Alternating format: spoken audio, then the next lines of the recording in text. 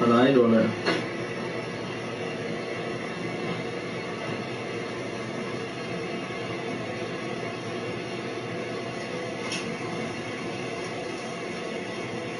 Bitch, you're trying to be fuck you gonna do that? Like, you're doing too fucking much. Like, it's not, you play too fucking much. I'm trying to clean up. You picked the wrong time to fucking play.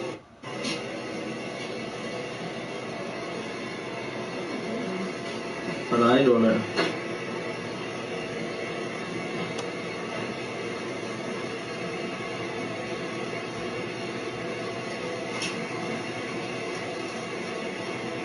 Bitch, you're trying to be fuck you gonna do that? Like, you're doing too fucking much. Like, it's not, you play too fucking much. I'm trying to clean. Yo, J1, what up, yo? I think they be setting these, yo, I just watched this clip, yo. The dude and the chick in the kitchen, she mopping the floor. This nigga got a funny look on his face. He started pouring milk on the floor while she mopping the floor. She take that fucking mop and smack him across the head with that shit. Like a wet ass mop, like splow. I think that shit be set up, yo. They be writing that shit out or planning that shit out. Cause another one, it's the same couple, yo, and they were cooking dinner. And the girl tell the dude, she say, yo, wash the chicken off. So he's at the kitchen sink, like, wash it. She comes up behind him, and she's like, what is all those fucking suds? Like, nigga, did you put soap on the chicken? He's like, you told me to wash it off. She's like, dude, you don't fucking put soap on it. And it went to this whole thing, yo. It was so, but like after you watch it a couple times, I was like, maybe that was a setup too.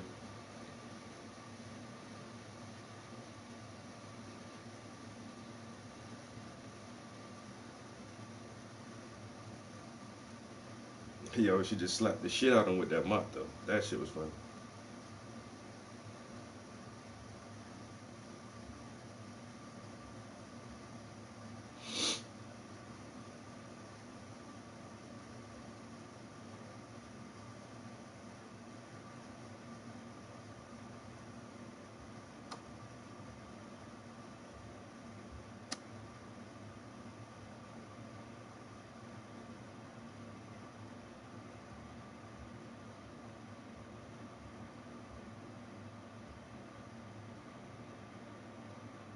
These niggas is crazy.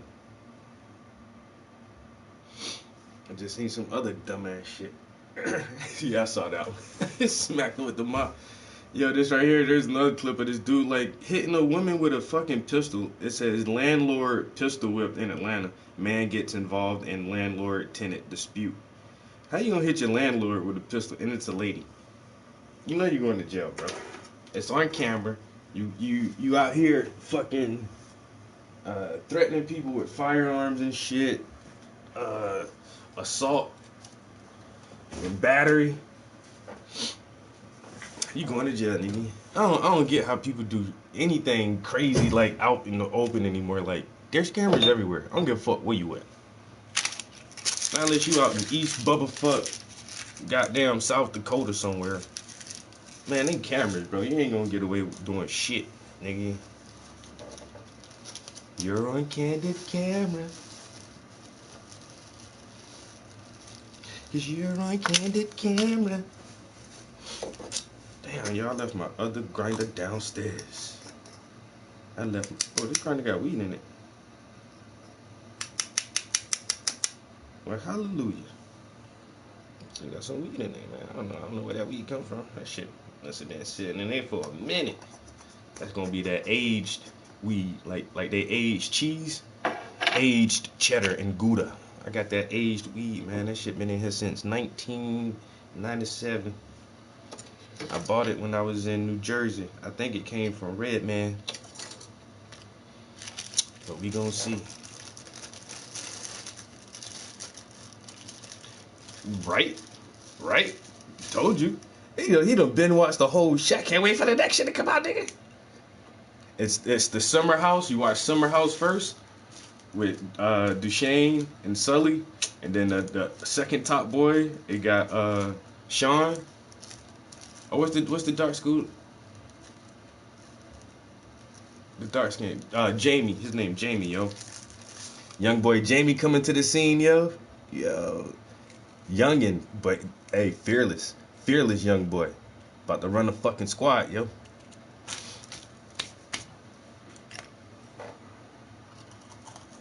Yeah, Top Boy is a good ass show. I can't even lie. Like I say, I don't watch a lot of TV, and then I give almost anything a shot. But if you can't get me like in the first 2 episodes, I'm done. I'm not gonna sit here and wait 3-4 episodes for this shit to get good. Like, your pilot episode needs to be that grabber. Like, you gotta get the viewer's attention in that first episode. And Top Boy did that shit for me. I was like, oh, hell yeah, this shit crazy. That's why I don't see why people don't like Game of Thrones, man. Yo, I watched every episode of Game of Thrones twice. It's like, just watch the first episode. In that first episode, there's so much shit goes on, and it sets up so much other shit. It's like, holy shit, I gotta see what happens. But nobody likes Game of Thrones. Well, I don't know. Nobody I know likes Game of Thrones. They think it's a white people show. And it kind of is a white people show. They got like one black person in there, and he's like some thieving ass pirate who only has like a few scenes. And then they later on they got another guy. He's not black, but they got brown skinned people in there, so it ain't all white people. You know what I'm saying? That was a good ass show, man. Game of Thrones, I love that shit. We're going to the wall, because winter's coming. Alright, winter is coming. I saw the White Walkers. The White Walkers have been gone for 1,000 years. Oh, damn it. Now I might have to watch Game of Thrones again. Shit.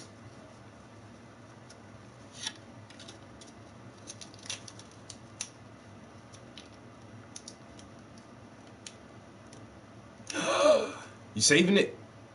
Alright. But, I mean, when you get into it, bro, that shit, if you get into it, you, that shit might own your life for a minute. It's 8 seasons. Each episode is like an hour long. Bro, you can't binge that shit like a lot of other shit, yo. That Game of Thrones, and then there's some parts and some seasons, like, you have to hear everything they say. You have to see everything that goes on, or you're gonna miss some shit, yo. But you gotta take your time with that shit. Whenever you get ready to, like, alright, I'm gonna watch Game of Thrones, man, that first episode, you need some snacks, something to drink. Either the people in the room are gonna be in it with you, or they need to get the fuck away and get the fuck out the room, and so you can concentrate on that shit. But if you like sorcerers and dragons and shit like that, man, hey, that shit is where it's at, bro. That fantasy type shit. But at the same time, it fuck people up, because it'll talk about magic and dragons. And, you don't see none of that shit for the whole first season. It's just people. The whole first season, and they set. Oh man, they build the tension so nicely. It's like so suspenseful. It's such a good show. Like I said, they didn't jump right in with like, oh, giants, monsters, and magic. It's like, no, there's a bunch of other shit that goes on in this world too that most people don't even, most people don't even know about the other shit.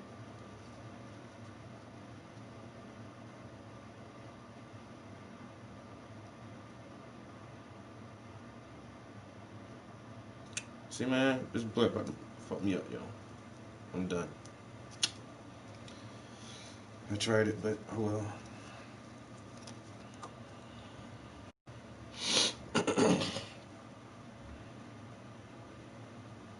Yeah, that's what I'm saying. Hey, cause it's some long shit, bro. You just can't like, yeah. Whenever you get ready to watch it, you gotta be ready to watch it. Everything you've heard besides what I've told you, it's all true. it's all true. Yeah, but that ain't something you're like, oh, I'll watch Game of Thrones this weekend. No, it's not this weekend. It's this weekend and the next weekend and the next weekend. And don't fall asleep on the episode. You're like, fuck, now I gotta watch that whole episode over again.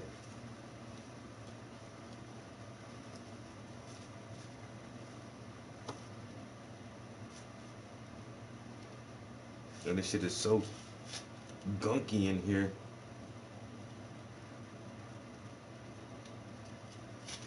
It's like cleaning out a baby's nose. Come here, let me get them boogers out your nose, kid. Ugh.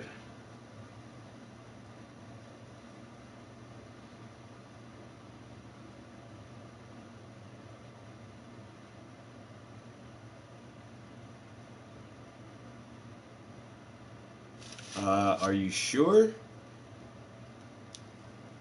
Or did I just put a little cross on it?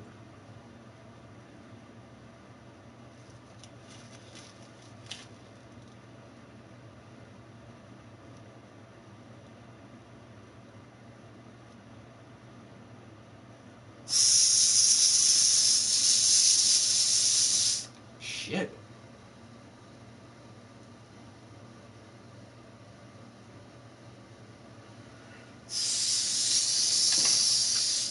Feel like I'm at a kid's party trying to blow up balloons.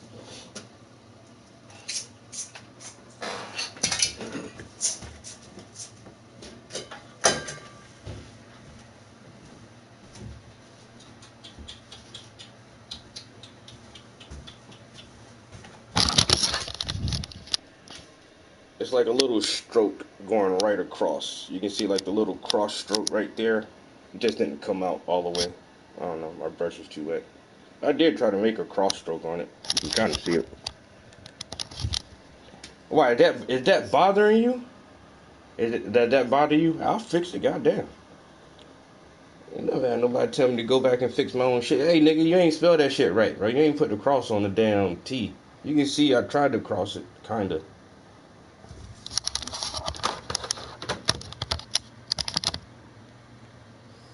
Yeah, no, I ain't go back to it. I just kind of, it just didn't show up that good.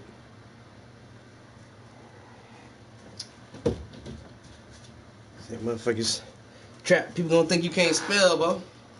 Shit ain't LASLS. What the fuck does that even spell? Man, that shit don't even spell nothing. Oh, he forgot to cross the T. He forgot to cross the T. Boy, I got some shit for y'all today. Yo, my cousin done put out another album. Oh my god, bro, this shit's so fire. I ain't even gonna lie. I ain't gonna hype him up because he my cousin. You know what I'm saying? But, we do got the same last name. So when he become famous, I'll be like, yo, that my cousin, nigga. We got the same last name, man. Prince, nigga. How many people you know last name Prince? Exactly. I don't know nobody else named Prince. You know that thrones for the Prince, nigga. Yo, this album is so hot, right?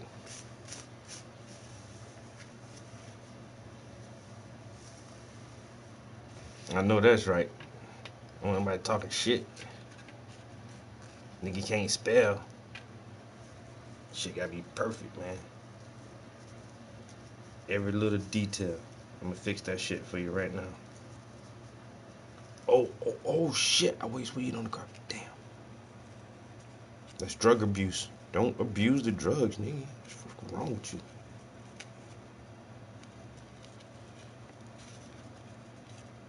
Oh my god. Why is this so messy? What the fuck is going on here? Jesus Christ. It's acting like this my first time. This ain't my first rodeo. Get your... There you go. Hey, there you go. Act right, nigga. Act right. You know what time it is? You know what time it is? Time to lick and tuck. Lick and tuck. Y'all seen American Skin? Y'all ain't seen that movie yet? Ooh. American Skin is the best movie I've seen in the past 3 years. I'll say that. American Skin is the best movie I've seen in probably like the last 3 years.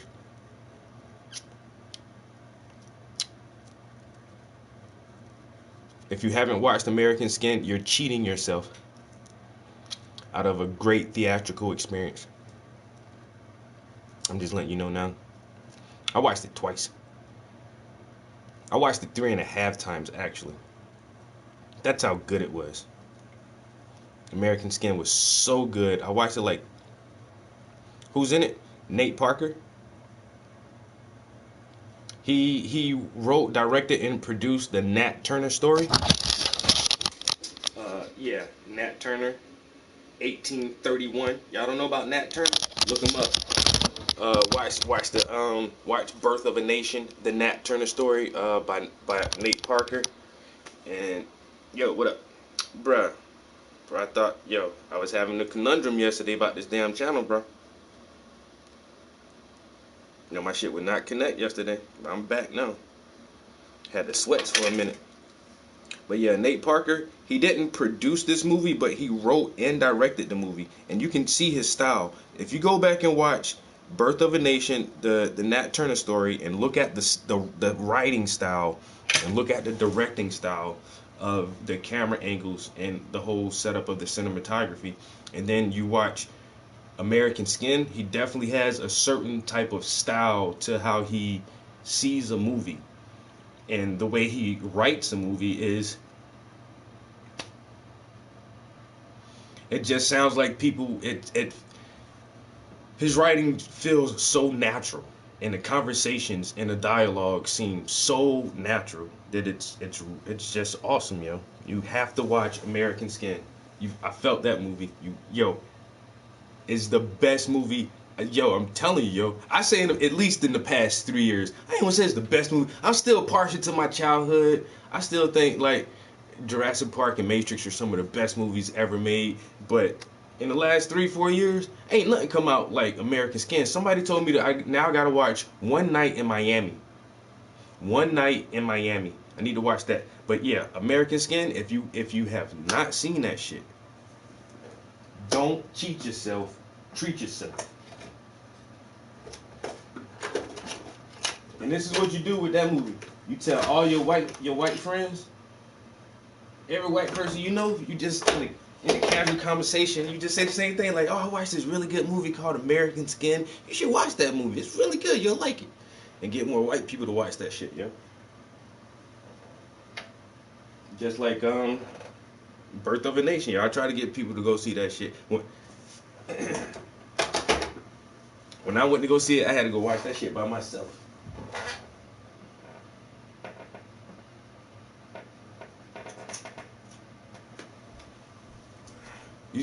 Jay, look, man. You see, I got some orange paint right there. You see that fresh little dollop of orange paint? I got you covered, bro.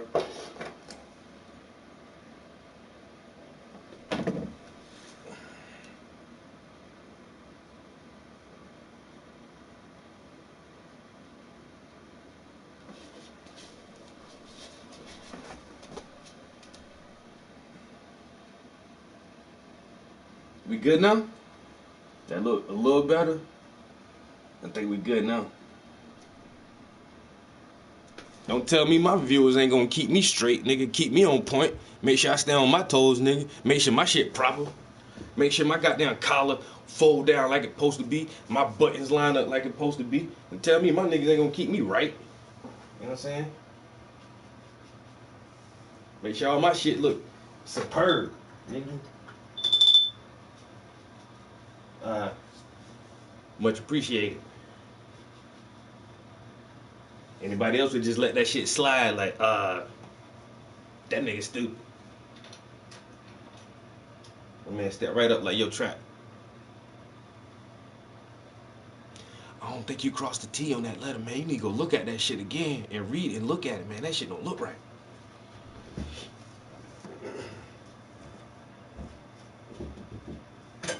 You remember that painting? The one with the Doom tribute? Where you wrote, nothing last man, that shit ain't. It ain't. You gotta just all you need to do, and it'll be good. I'm just letting you know, nigga, for somebody else say it to you, for a stranger. I don't want no stranger to look at it and be like, ugh. So I'm gonna come to you first. Sure appreciate it.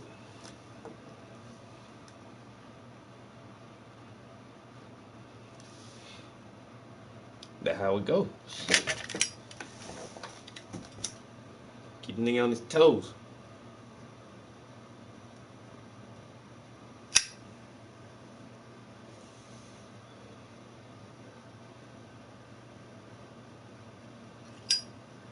The Great Debaters. How did I forget about that movie? I gotta watch that shit again, yo. Cause I remember seeing The Great Debaters. But I can't remember nothing about that shit. I can't even remember his role in that movie. But like it, I know, yeah. Damn, bro. The Great Debaters. I remember that shit, yo.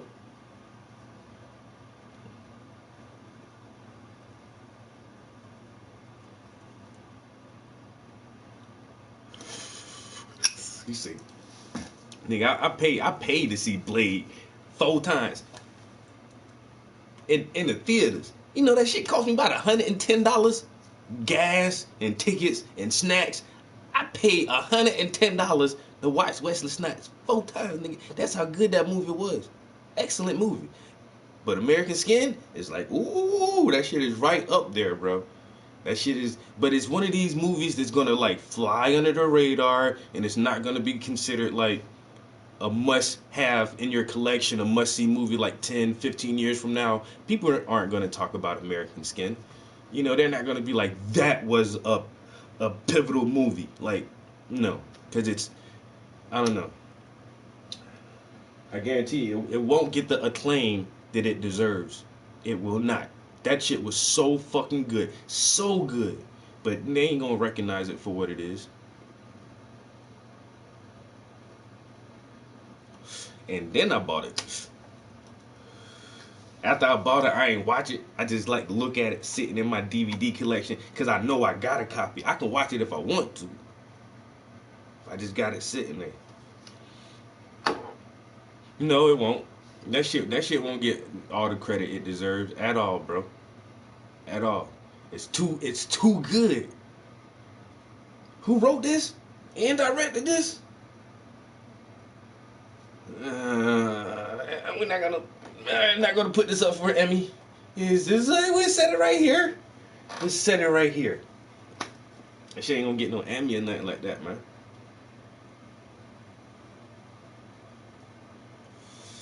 But that was a hell of a fucking movie, though. I ain't gonna lie. It's too real for him. And you know what? You can't give niggas ideas like that. You can't give a motherfucker that kind of idea to do some shit like that.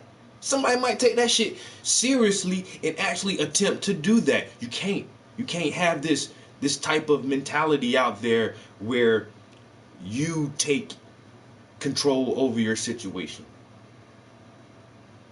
Whether that means risking your lives or banding together as a community, and everybody risked their lives for that shit.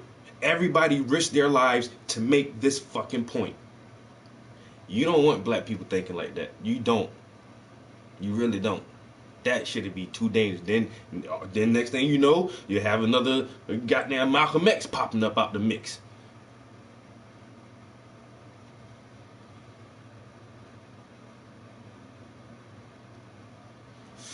Yo, King, what up, bro? Yeah, I gotta let y'all hear some of my cousin music, yo. Like I said, this dude just dropped a new album. Yo, this shit too fire, yo. You can listen to one of my favorite songs on this shit. Like Sugar Dibby. Sugar Dibby.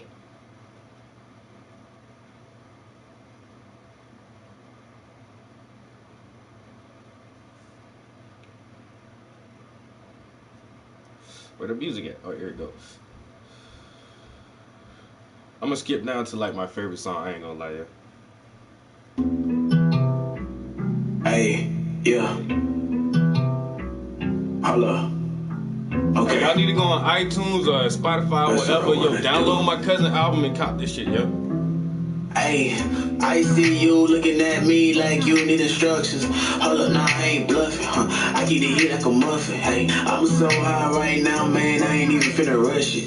Try to get wet when I touch it. Hey, ain't no talking, no discussion. Hey, yeah, hold up, what it do? All of you niggas be capping, it's never the truth. Fucked around, now they got chased on the loose. I'm the man in my city, you know what it do. I'm in the club and I'm sipping on goose. Hit up Waffle House to back off the grid. Niggas talking, man, they really the fed. Can't fuck these hoes, I fuck Lee instead. Pussy nigga, you my son. Could've put this on my girl, so they on my gun. Got 100 round drum, only bring it out when a nigga have fun. You must be fake that I'm dumb. Smoking on midget, but really you calling it runs. You can be tight like a bun, lit up a blunt. Now I got that gas in my lungs. Oh no, shawty she know I'm a man. Get that stick on me like I'm in man. Chasing the money, no time to be friends. Free a nigga that be locked in the can. I know a couple you niggas I broke. I gotta get this shit off how I choke. Flexing and capping, man, you do the most.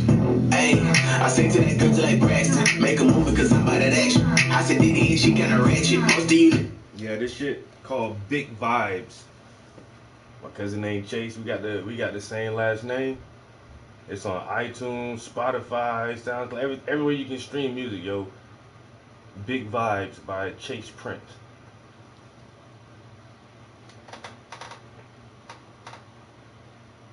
Jelly from the Ville where them niggas be ready. And I'm smoking on gas, I let it. I can't entertain you, I'm not Cedric. Back on track like a train, I'm going. Had to cut that bitch off, she annoying. Like to get what I want when I need it. I ain't got to count for you to believe. Alright, one more time from the top. Hey, yeah. Yeah. Holla. Okay. That's what I wanna do. Yeah, I love this shit right here, yo. Hey, I see you looking at me like you need instructions. Hold up, nah, I ain't bluffing, huh? I keep the heat like a muffin. Hey, I'm so high right now, man, I ain't even finna rush it. Try to get wet when I touch it. Hey, ain't no talking, no discussion. Hey, yeah, hold up, what it do? All of you niggas be capping, it's never the truth. Fucked around, now they got chased on the loose. I'm the man in my city, you instead. Pussy nigga, you my son. Could've put this on my girl, so they on my gun. Got 100 round drum, only bring it out when a nigga have fun. You must be fake that I'm dumb. Smoking on midget, but really you calling it runs. You can get tight like a bun, lit up a gun. Now I got that gas in my lungs. Oh no, shawty she know I'm a man. I get that stick on me like I'm in man. Chasing the money, no time to be friends. Free a nigga that be locked in the can. I know a couple you niggas I broke. I gotta get this shit off how I choke. Flexing and capping, man, you do the most. Hey, I say to that girl like Braxton, make a movie cause I'm by that action. I said Diddy and she kinda ratchet. Most of you niggas are sweeter than jelly. From the Ville where them niggas be ready. And I'm smoking on gas, I let it. I can't entertain you, I'm not Cedric. Back on track like a train, I'm going. Had to cut that bitch off, she annoying. Like to get what I want when I need it. I ain't got to count for you to believe it. Trapping off my Apple Watch for a reason. I can buy anywhere, travel a reason. I've been on the court and up in the bleachers. Swing glass, one to mirror, one to here. Pussy boy, you be reaching. What time is it? What time is it? What time is it? What time is it? What time is it? What time is it? What time is it? What time is it? What time is it? What time is it? What time is it?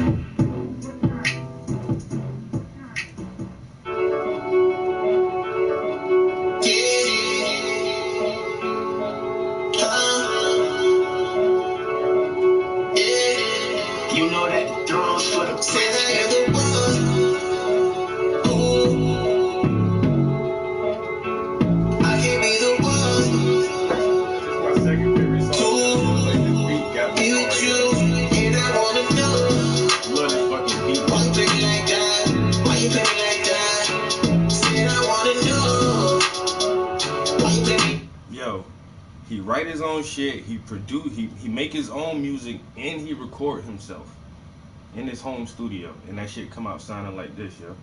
And some of his shit's got the fucking lyrics where you can do that shit. But some of them, that first track don't. But yeah, he record, produce all his own shit by himself, yo. No help from nobody. And all these tracks is just him on it. He ain't got no help from nobody on none of these shit, yo.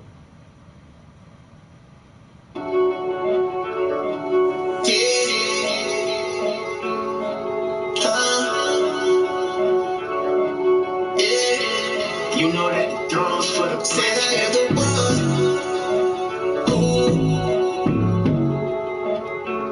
I can be the one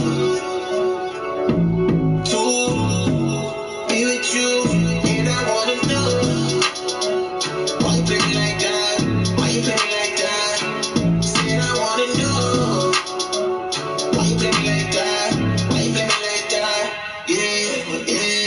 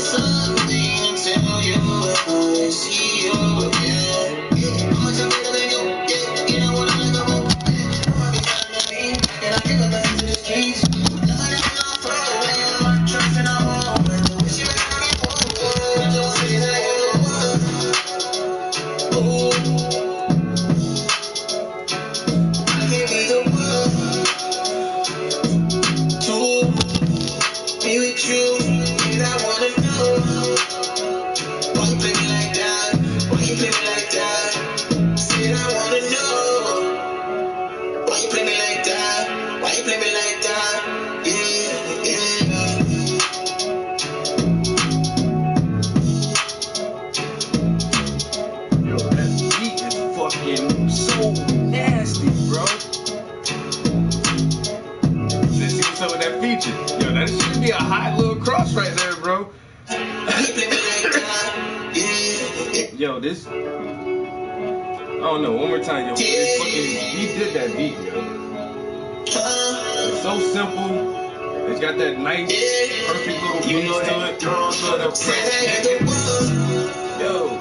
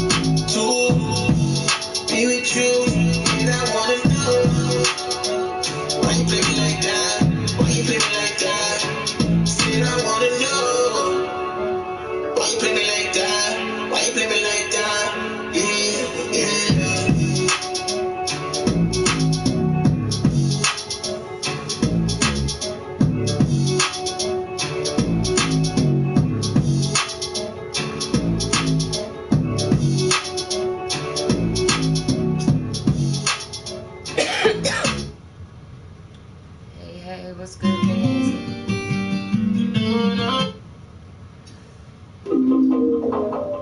I shouldn't smoke before the gym this morning. I tell you, that shit fuck you up. Yo, I was dying, yo. You know that. You see, I was in and out. I was about to die. I only did 2 miles. I was like, I'm done. Yo, that old man, the old man, he wear a bubble jacket, and he got white hair.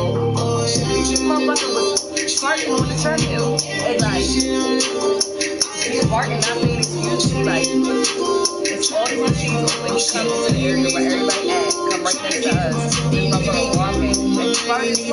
like loud as shit. Y'all look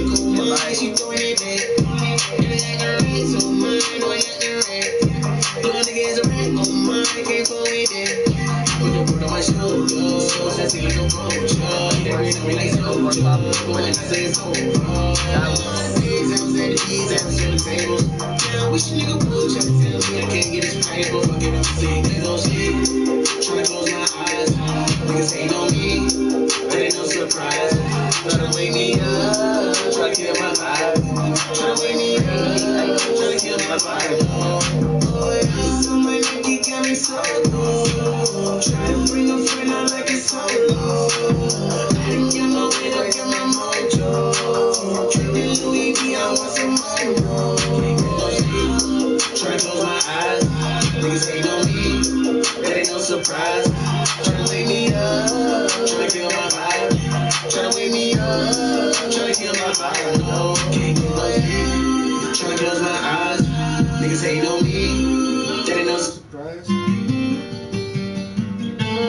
He say all my niggas gonna eat when I eat, yo. When I eat, all my niggas gonna eat. I'm from the Ville, nigga. You know that the Thrones for the prince. all my niggas gon' eat when I eat. From the bitches ain't nothing to me. You was here when I be in the streets. Choppers in like it's Vietnamese. For my shawty, she begging me please. That means all my niggas be bees. Got my beauty, I turn to a beast. All of my niggas can't keep her the peace. All my niggas gon' eat when I eat. From the bitches ain't nothing to me. You was here when I be in the streets. Choppers in like it's Vietnamese. For my shawty, she begging me please. That means all my niggas be bees. Oh, my bad. I can't. Beast. All of my niggas can't keep her the peace. Yeah, oh no. Oh, that's my nigga smoke. I gotta take on me like a free throw. Honey run through me, gotta reload. We hurtin' when I'm going off. Where's that other one now? Whoever.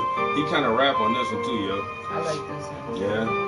You know that the thrones for the prince. The niggas gon' talk or whatever. The bitches gon' fuck or whatever.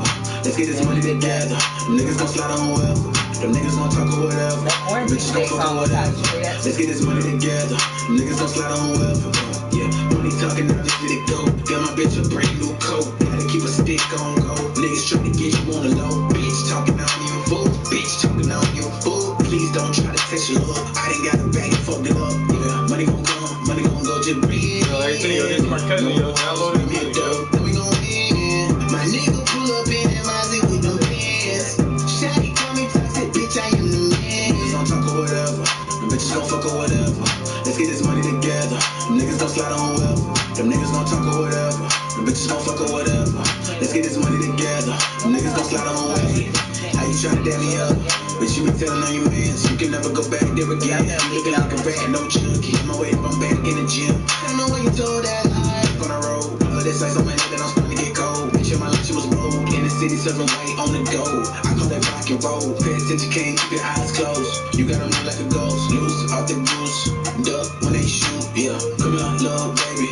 Tell me what it do. Yeah, all of you niggas are bogus. Most of you niggas had COVID and didn't even know. You a shit and I'm goated. I've been sipping on that bird, sipping on that push. Shawty gon' put it in motion. Keep me a jacket when I'm going down in that ocean. In that bitch, you know I'm floating. 7-11, you know the trick. Gon' talk or whatever. The bitches gon' fuck or whatever. Let's get this money together. Them niggas gon' slide on whoever. Them niggas gon' talk or whatever. The bitches gon' fuck or whatever. Let's get this money together. Them niggas gon' slide on whoever.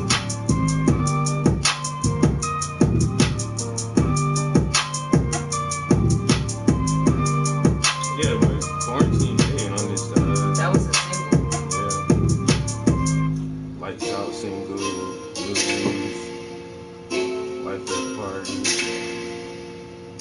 Maybe they put it on there. Yeah, well, not it's probably on. Oversaturate my mind. I thought that song was the quarantine baby probably was somebody else beat, and this is probably his beat.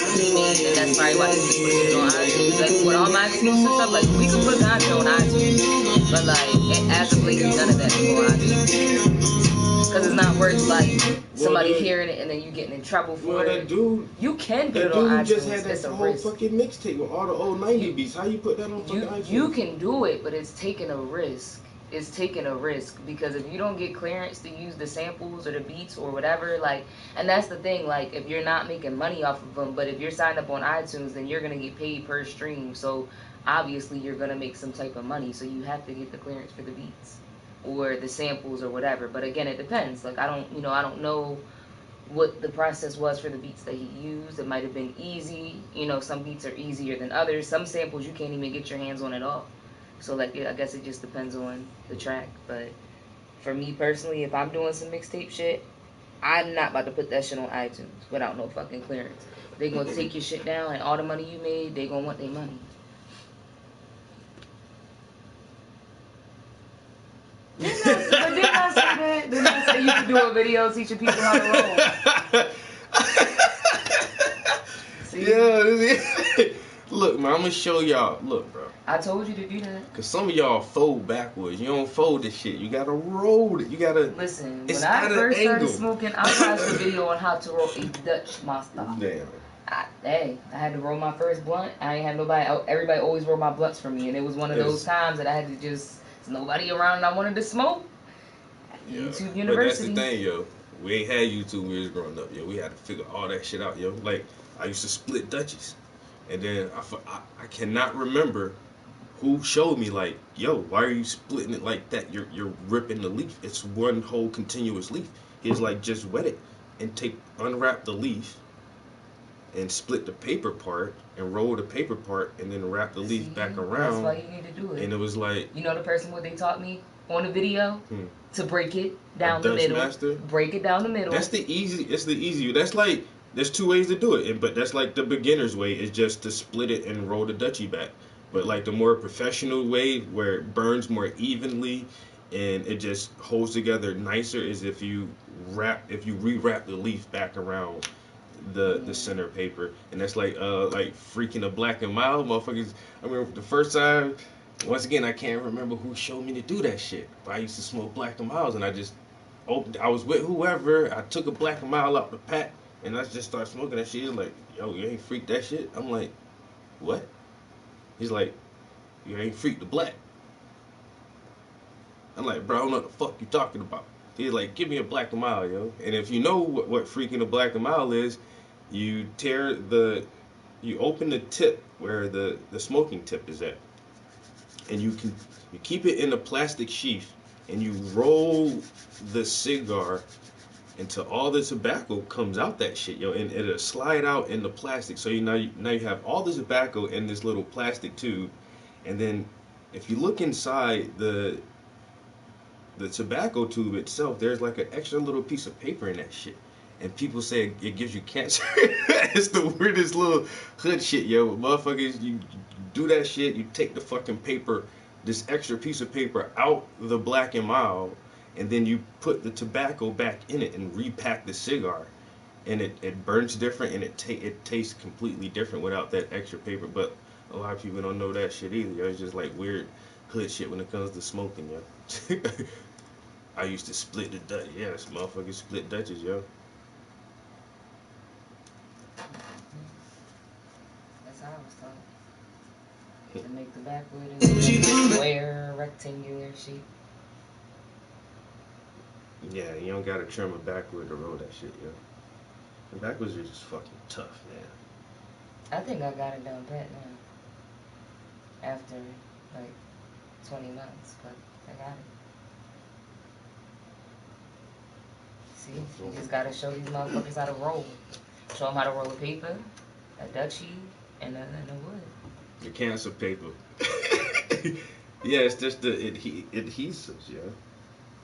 Speaking of which, the Al Capones, like those little stick things, like the Black and Milds, they have the tobacco wraps, and they come with like the already like little sticky thing on there, and you could just put your weed in there and just roll that shit up. I've smoked them before; they're okay.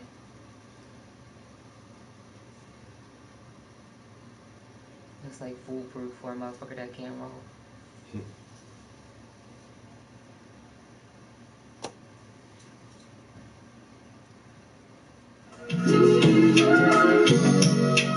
It's getting hazy. This is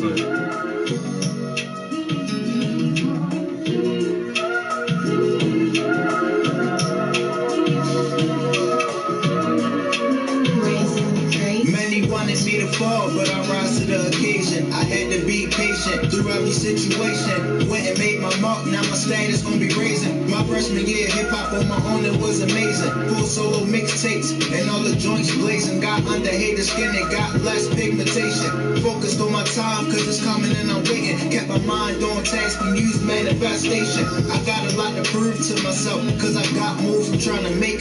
Forget sitting on the shelf. I'ma be top 5, I'ma keep the sport alive. It's really sole purpose, I always tend to thrive. I strive to pursue, they don't tend to know the difference, cause they think we all the same. I'm just establishing my lane, while killing all these lanes. If you don't understand my drip, I'ma be the perfect artist, going hard in this shit. People always looking down when they know you self-driven. I went through my own hell when it was too relentless. I burnt down any room left of it living. Now I'm rising like a phoenix. It changed my demeanor. I'm the one that caused. It's my name about to be ringing. Just get saved by the belt when I put class in session.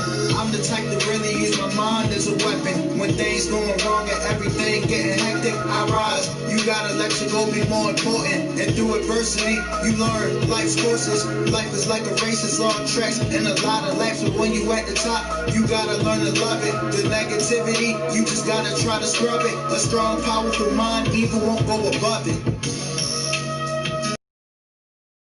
Powerful mind, evil won't go above it. Many wanted me to fall, but I rise to the occasion. A strong, powerful mind, evil won't go above it. Raising the Greats Productions.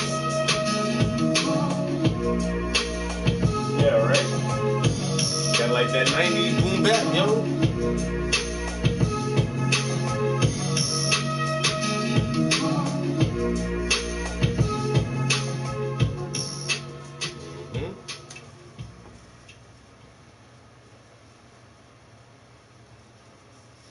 You can see his growth, like he in his music in just like the past couple years.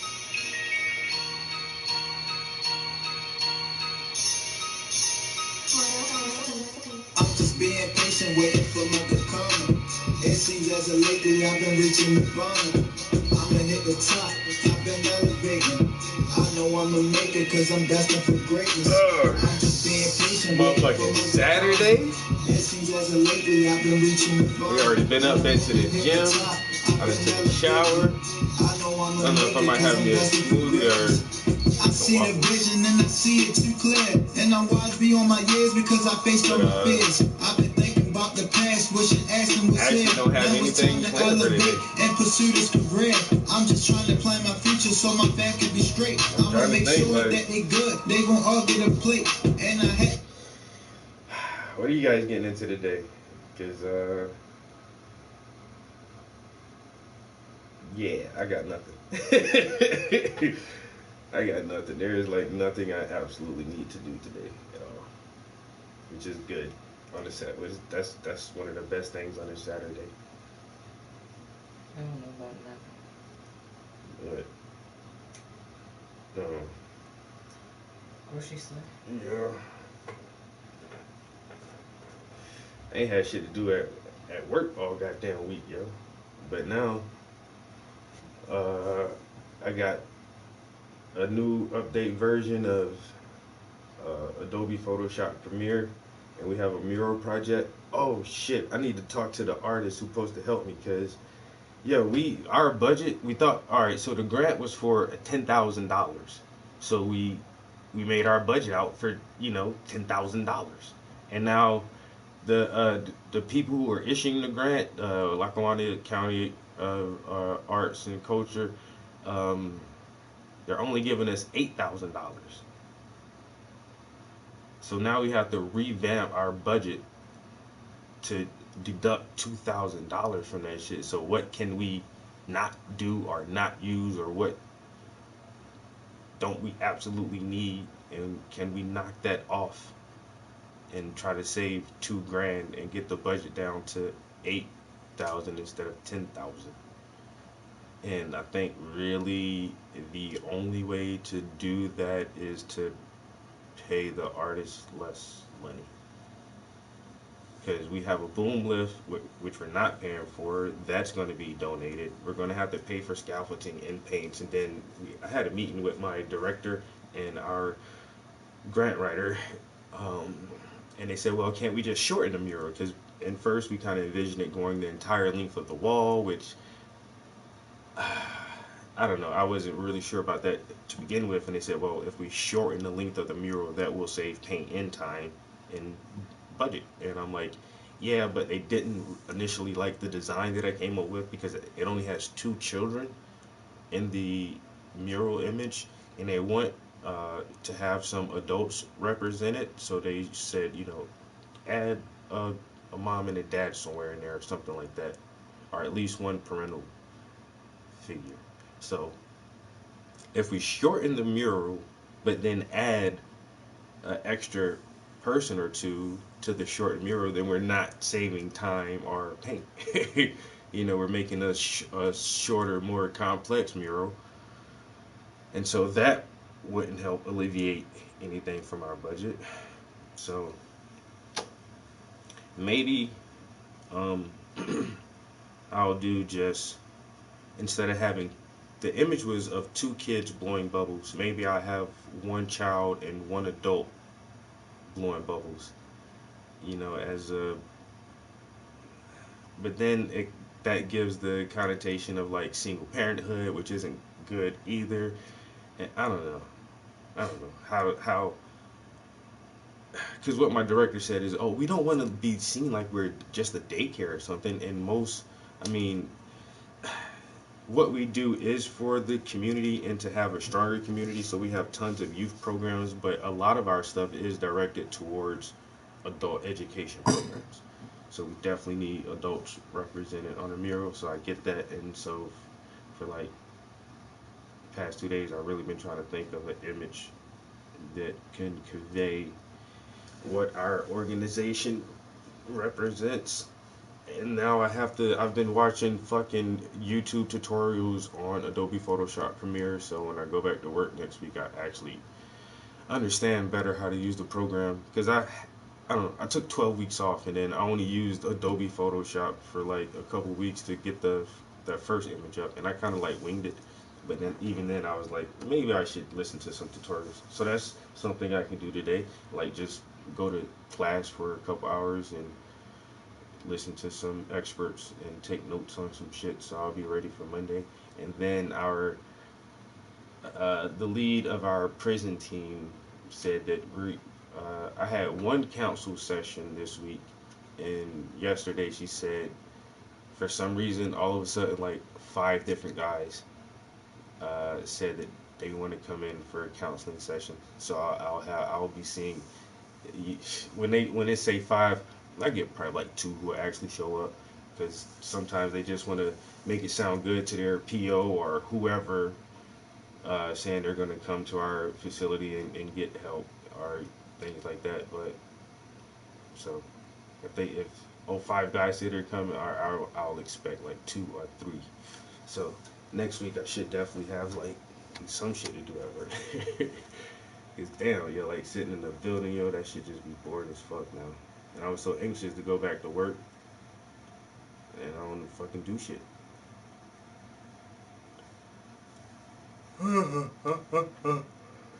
So, I could check that commission. Even from here, that green paint looks wet, but maybe, It looks wet to me. yeah, maybe his face is dry enough to work on. And I sent the client of the grandma and grandbaby, I had to take a video so she understands, like, dry finger, I touched it and it's wet paint on my finger, but she gets it. And I was like, yo, it's just I said maybe I could ship it this weekend. It's not dry enough to even be touched or handled. So I just said, look, I'm not even going to say next weekend or whenever. I'll let you know when it's dry. When it's dry, send me your address and I'll get you a shipping estimate.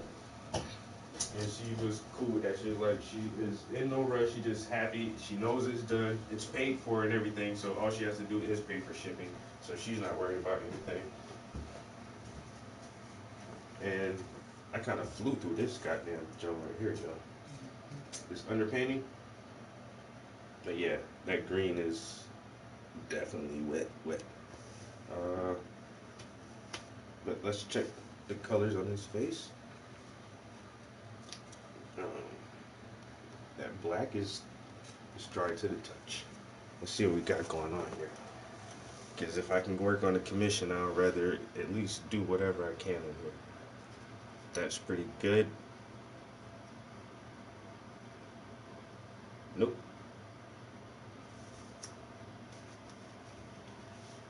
So we'll let this sit for another couple days. Yeah, I'm not.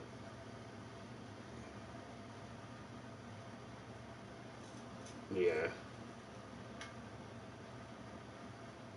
I mean, a lot of his eyes are good, but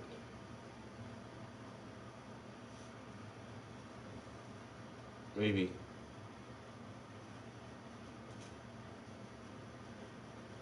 I don't know though. It's just that one spot. I might do this and do another time lapse with it. Okay, so that's getting really wet down there. But his face, I might be able to work around his eyes a little bit. What do you think?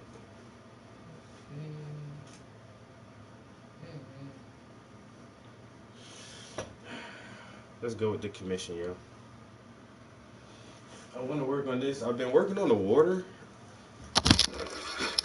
because it's so like she's out there in the water with the rocks and everything behind her. So if I paint her and then try to do the background on this one, it'll be really difficult. Where on this, like you can just paint him in and then just like brush the background because it's so simple like that. With like all the water and stuff. So I've been trying to get some details in the water here.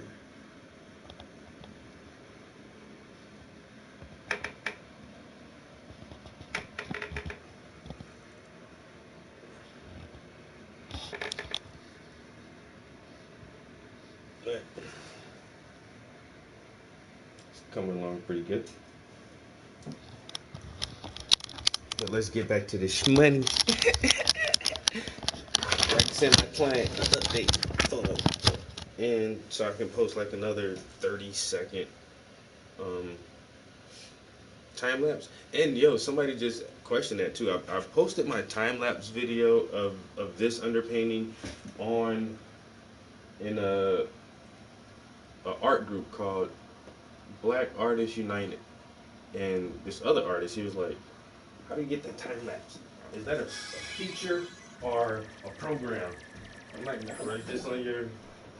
Oh, where am I putting this back? Oh, Because it ain't meant to be for you to work on it right now. because I gotta take this. It's just a feature on the phone. And so I showed him where it was at on on the iPhone. I haven't had any other phone in a long time.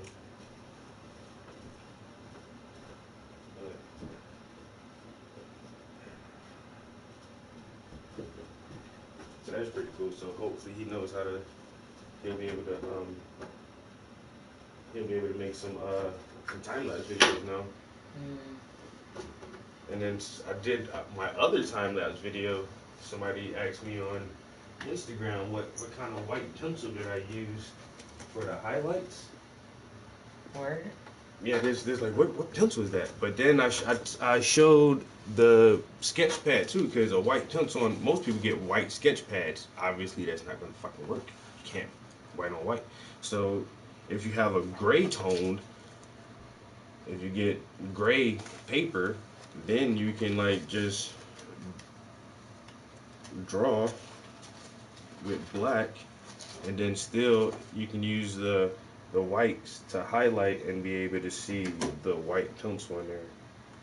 So I actually posted this as a tutorial, and they were all like, oh, what kind of pencil is that? I'm like, it's a white pastel pencil. Look at you. Alright, you gonna keep calling me out on that shit, homie? I got you today, bro. Like I said, I ain't got shit to do, nigga. I got some new headphones, bro. It's on and popping, bro. Shit, you ain't saying nothing but a word. You ain't saying nothing but a word, bro. Like, it's Saturday, bro. I ain't doing shit. They love it. I was on their last night with the headphones on, boy. Hey, busting their ass. Well, kind of busting their ass. I ain't played games in a minute, though, but just to say, you know, that I ain't play. Hey, last night, y'all was coming in first place, second place. A couple times I came in last in the squad. That's how I be ranking myself, like, just in the squad, yo. But, nigga, I ain't pick up the controller in a week and play this fucking game.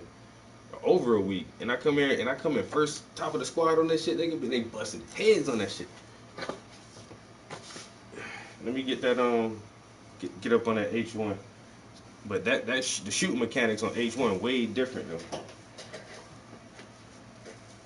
Where's my photo thing at? Here it is. What you about to do?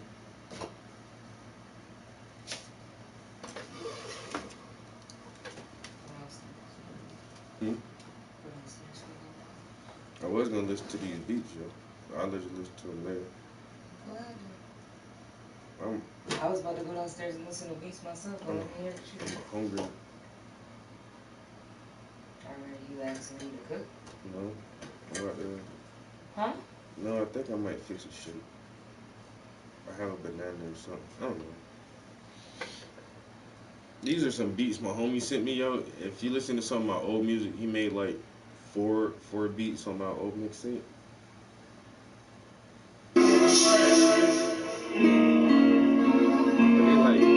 They free. He just gave them to me. So.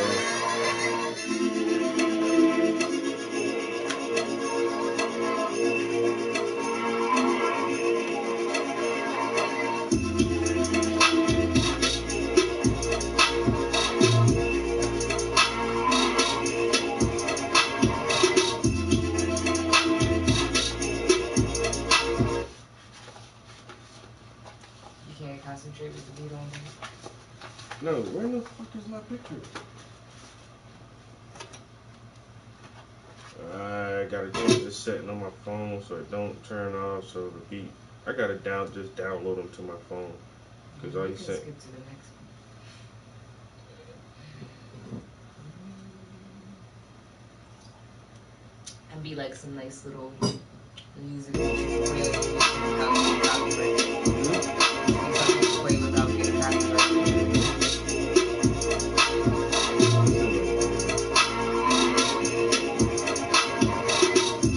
I think he got the breakdown was probably the best part.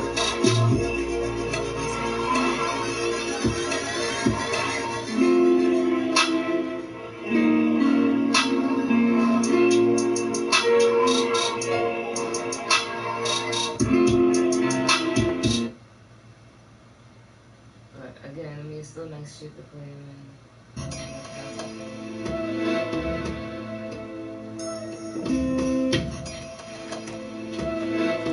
Wait a minute. Let's see what it says.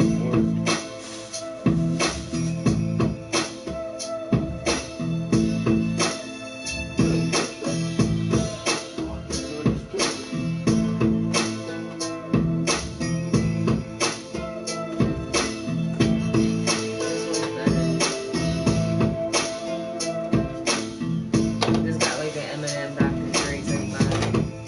A little West Coasty. Yeah, I can do that.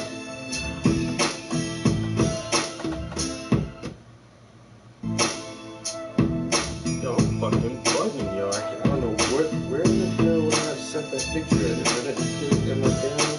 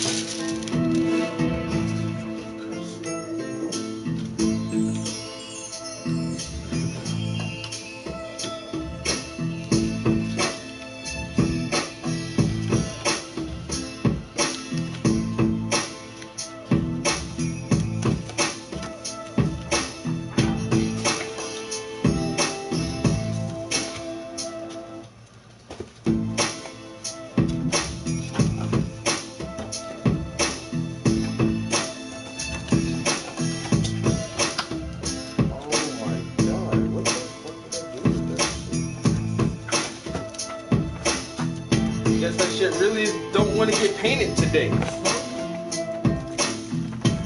Yeah, this is. Every other picture in here, but granddaddy. Oh. Plug it the fuck out now, you know. I know I had that. I just had that picture the other day. I just had it. I think I like this one. I mean, I feel like it still needs a little bit of something. It could be everything was mixing, but it's pretty home. I'm trying to think of like what song this reminded me of. They got that dun dun dun. I can't think of the name of the song, but it's gonna come. That was Love. The Jordan Peele movie. When he remixed the song, and it was like dun dun dun. That's where I heard that from.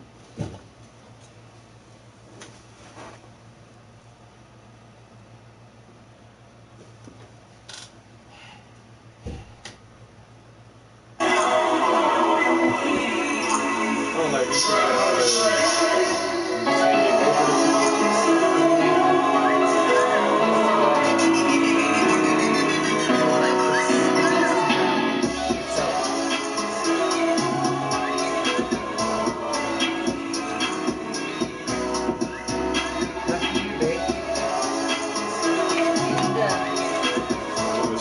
For some reason, these two pictures look like one fucking picture this whole time, yo.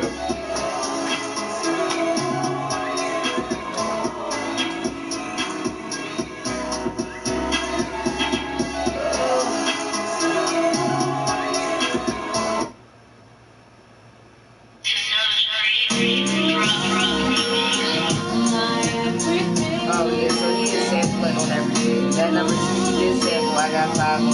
You can just slow down version.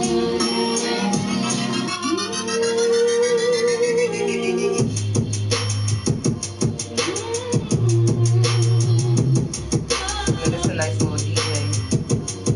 Whatever.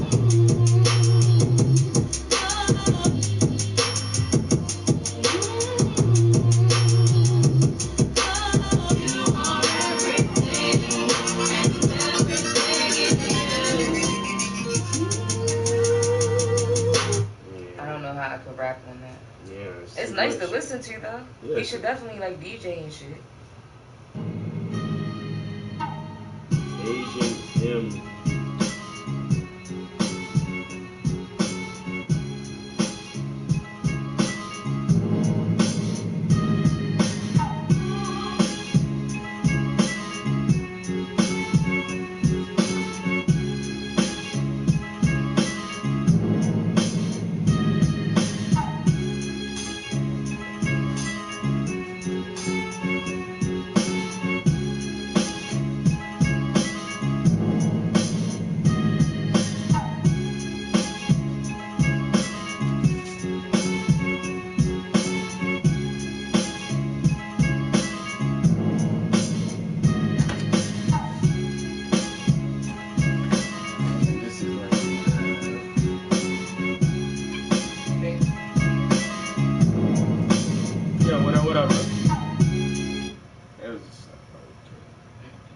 The only beat I liked was the Eminem beat.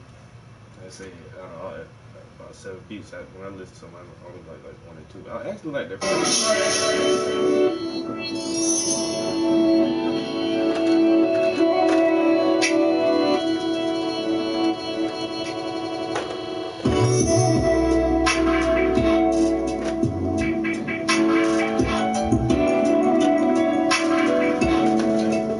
I like some stuff. Again, nice little intro music for you too, bro.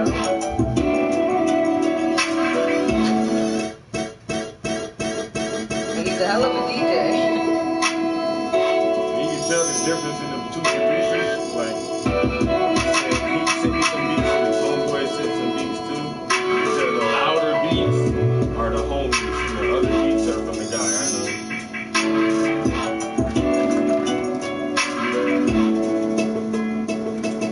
That's the thing, you gotta remember, like, that shit gonna knock in the studio speakers, but it's not gonna sound the same in the car. I think that's the problem I have with James, like, he had all the speakers and the shit sounded crazy, and then when you get in the car, it don't sound like that.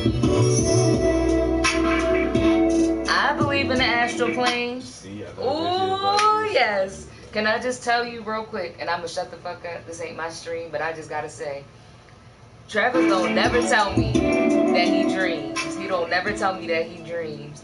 The one day that I played some binaural beats and some like astral projection music, and it was like a long one, like an 8-hour one. This motherfucker wake up and tell me he had a crazy dream. I ain't gonna go into details, but all I'm saying is, every time I play my astral music, he wake Wait up a with these minute, crazy wait a dreams. minute. I ain't trying to hear it. This is. Have I listened to that even before you? You can go through my. Hey, I'm not saying that you never did, but when we Yeah. first got together, I you listen to weren't sleep music. listening to sleep music when we first got together though. I have listened to it before. I've listened to sleep, all kind of sleep music. I didn't say and- you didn't. I never said you did it. and All I there's said was like- when we got together, yeah. you weren't listening to sleep music. And at there's night. like some. What I was listening to was like neuro connections or some shit. Music for neuro connections. And before I got into sleep music, I was listening to I would listen to rainforests and listen to the frogs and crickets and rain hitting leaves and shit like that. And that shit it helps you sleep, but you know it doesn't induce dreams in me. But at the same time, I'm a lucid dreamer too. Like you can know if you're in your dream or not sometimes, and sounds help that. Like sounds connect you with the outside world while you're asleep, and it's like I don't know, it's weird. But yeah, I did have a fucking weird ass dream, and she says it was the music. Because you got different types of music. It's like you got rainforest music. That's nothing. That's relaxation. But it's like frequencies. Everybody believes in vibration and energy and frequencies because it's real. So it's just like you got what 432 is the frequency of love. Like you got different frequencies and shit that just bring out certain things in you. Like Yeah, but- I listen to like deep sleep music and I deep sleep. But like in that movie Dr. Sleep, where the lady left her body and was in the little girl's room and went into her mind, then the little girl flipped it and went back into her mind, and then the girl knocked her out and fucking her astral projection flew back into her body. Do I think that shit can happen? No. No, of course not. I don't think that can I happen don't either. think that can happen. And even yeah. like when people talk about these crazy out of body experiences, I haven't had a super crazy out of body experience where I'm like on the ceiling and I'm like moonwalking and shit. Like I've never had like nothing crazy like that. But like when I listen to the music, it definitely helps. What, on the astral plane, you seen somebody you haven't seen in a long time? And that's what somebody says, like... You know the weirdest thing though? The first time that I had like a real astral project, I was laying next to you in bed. And I was just so blown because I'm like, yo, all this time I'm by myself and I can't do this shit. I turn this music on and I'm laying next to him and I have this experience. Like, that shit blew me. Niggas is crazy. Blew me. Yo, cause it's crazy because you know you're dreaming. Like, you know you're in a dream. I've been in the same shopping mall. I've been in this huge ass mall for like 2 weeks, the same dream every single night for 2 weeks straight. And I've just been in this mall and I'm going up the escalator, so I'm progressing. But then every time I get out the shopping store, I'm lost as shit. And I keep seeing everybody I know, but I'm lost. I'm just saying.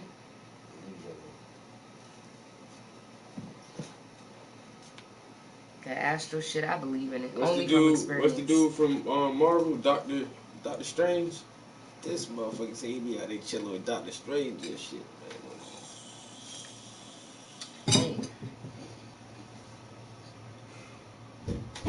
So I used to be scared to like quote unquote astral project because I saw that movie with the little boy. I can't remember what his name was, but he was like all the like shit took over him because he was astral projecting. Yeah, and then like his dad had to like go in and save him, and like the priestess got killed, and like it was all this crazy shit. Like I was so scared. That was when I was a kid though.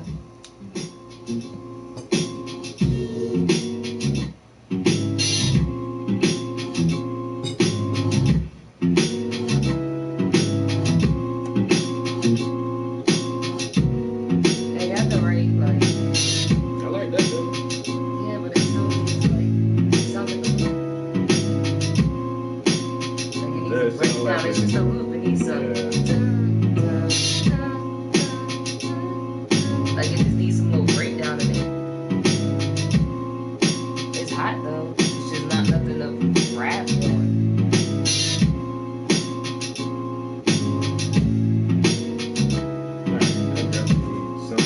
I'm gonna grab a banana or something.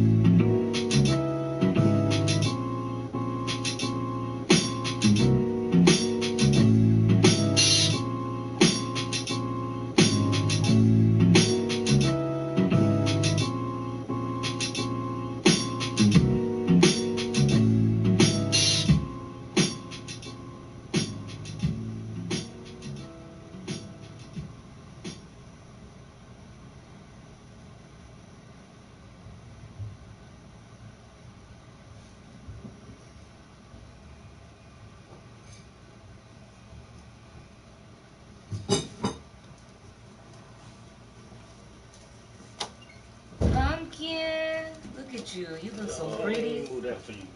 You all shiny, girl. You all shiny. Look at you. Look at you. Feeling good. Yeah, you made me get a bath. You don't smell all like a dog no more. Right? Yo, she really acted a fool yesterday. We gotta make sure she go to the same girl every time. I think that was her problem. She's used to this other girl, Alexis, doing her grooming. She was like, you are not my regular person. Who the fuck are you? Like a little bitch. Why you act like that? She was nice to her, but she just was, I mean, she tried to jump the gate. I'm like, girl, get that. Like, I'm not leaving you here. I'll be back. Thought I was leaving her for good. Yeah, even gave you a cute little bandana, baby. Everybody always thinks she's a boy, too. I'm like, do you see? You do look kind of manly. Kinda. She Just does. saying.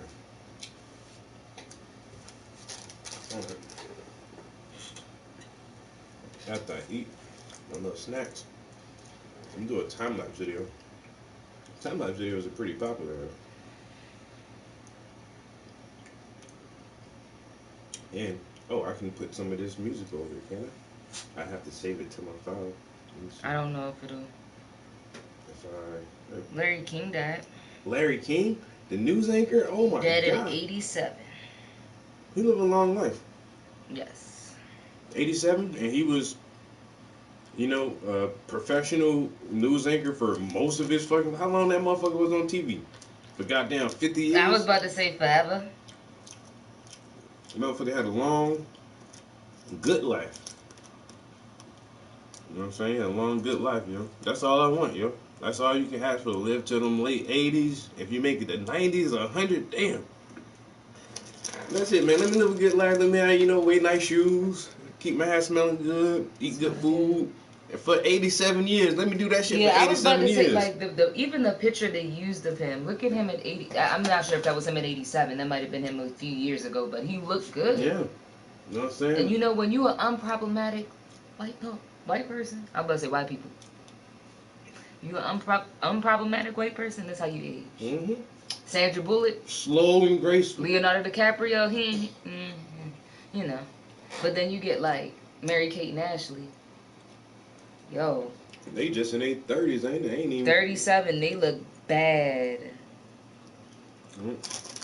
Also, in other news, the baby, his girlfriend, Danny Lee, she's like a dancer, and now she's making music. She's this light-skinned chick, but she's like not even, she's Dominican, but like... That's his baby mom? No, his baby mom is the pretty brown-skinned girl. Okay. The light-skinned chick is his girlfriend. She's pretty too. Okay. But like basically he just left his baby mom when he got on and just, you know, whatever. But she made this song called Yellowbone.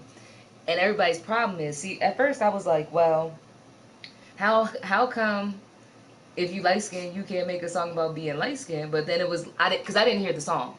But the song is called Yellow Bone, and she was like, something, he only want a yellow bone. Like, she was going in as if to say, like... Fuck dark-skinned girls? No, to say fuck his dark-skinned baby mama. Mm-hmm. You know what I mean? And that's what made it wrong. Because at first I'm like, well, females make songs about being dark-skinned. Like, I'm not for the colorist shit, but why can't I love myself if I'm light-skinned?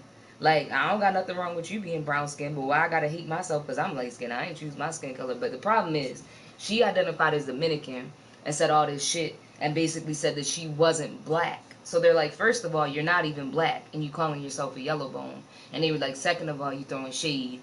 And then third of all, the song is trash. So basically, she about to get canceled because she thought she was cute and light-skinned, and the internet ain't having that shit. And one day, light-skinned women gonna learn, like, yo, just because you're light-skinned don't mean you cute. Just because you light-skinned don't mean you get a pass. Or because you're Spanish or whatever. And then on top of it, they're like, well, if you're not even black, why you saying the N-word? Another person about to get canceled. Hank Aaron was a baseball player? Baseball player, I think. I don't know, man. You know I ain't no damn athlete, man. This nigga played some kind of sport. I know that, right? Hank Aaron? What was he known for? Throwing balls, hitting balls, running around in a circle or some shit.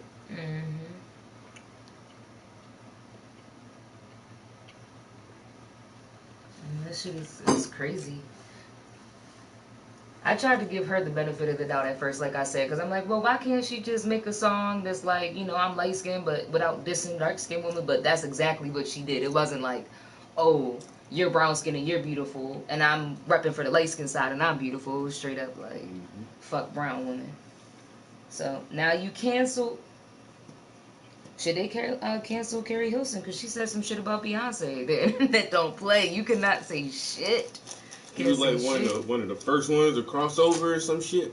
Then they had a movie about him, the Hank Aaron story. I gotta watch that shit, I guess. Oh, Hank Aaron he was in his 80s. Yeah, they were actually showing it at the gym this morning. That was who was on the TV. Right? I was watching the videos. They played that Machine Gun Kelly video again. Oh, I didn't, yeah. They had a baseball player up there.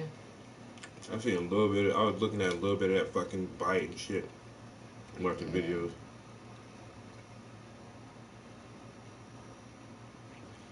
Ronald Martin. Do you know? Yo, you listen to Ronald Martin? Some of his shit was like, he got a little squash at times, but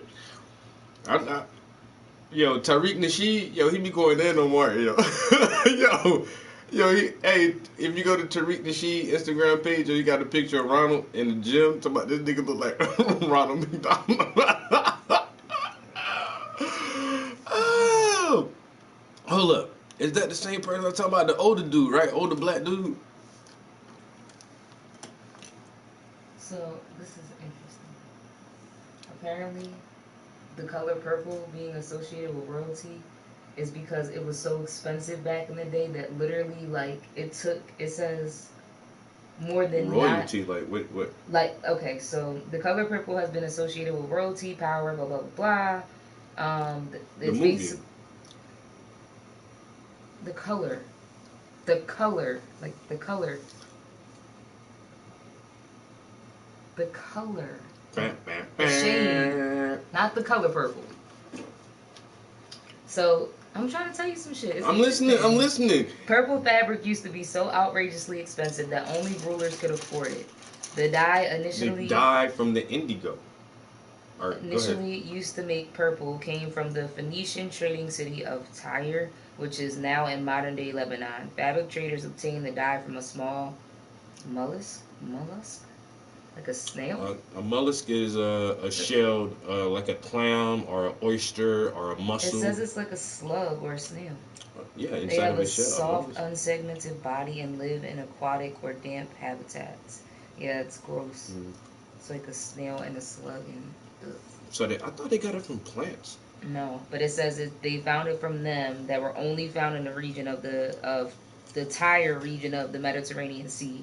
A lot of work went into producing the dye, as more than 9,000 were needed to create just 1 gram of Tyrian purple.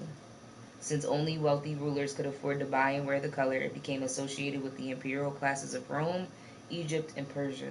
Purple also came to represent spirituality and holiness because the ancient emperors, kings, and queens that wore the color were often thought of as gods or descendants of the gods. Wow.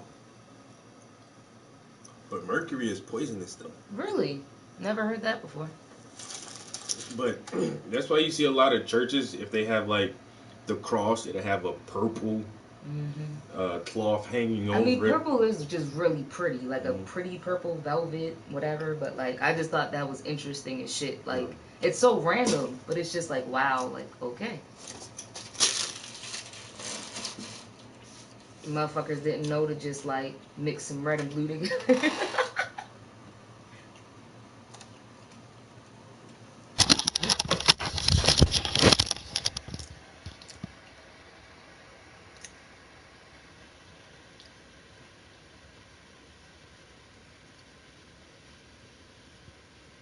You know what that is?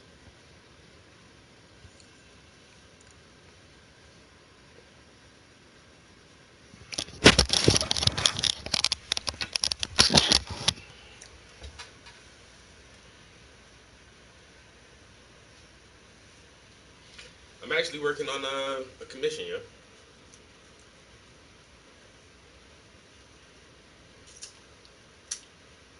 Got a bunch of personal projects going on, but Gotta get this commission out the way real quick. It's early as shit, but I feel like I want to drink. Damn.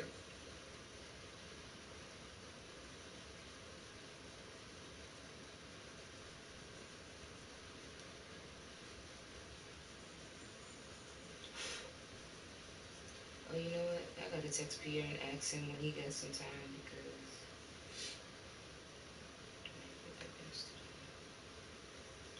Boozina, you're not about to get on my nerves, baby. I'm not gonna pet you all day. Yeah, I'm not gonna pet you all day either.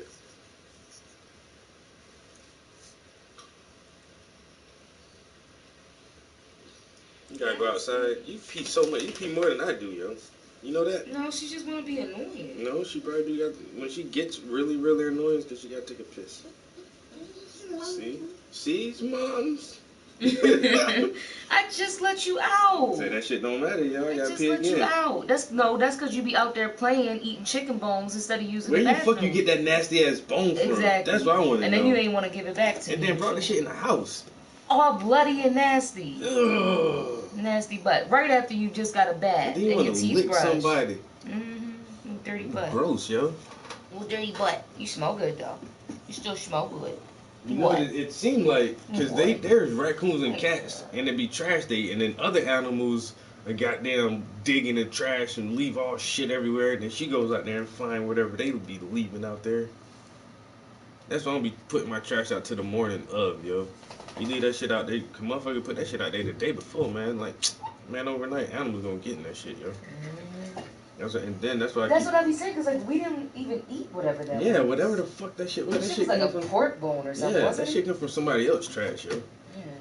And that's why I be telling your ass, little fat ass. Mm-hmm. Go. Come on. Wash that with stinking ass veg vegetables. Alright, I'm gonna find something on YouTube, and then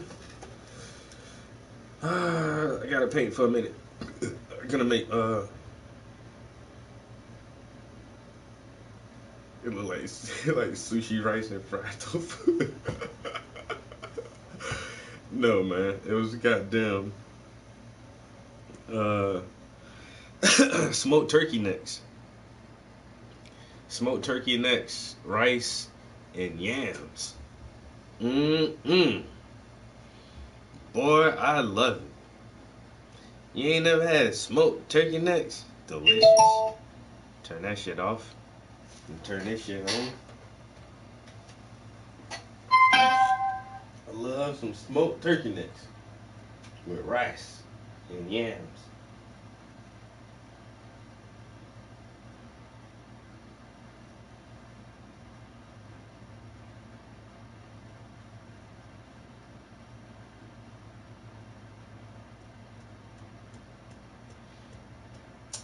Okay, on this big ass Saturday.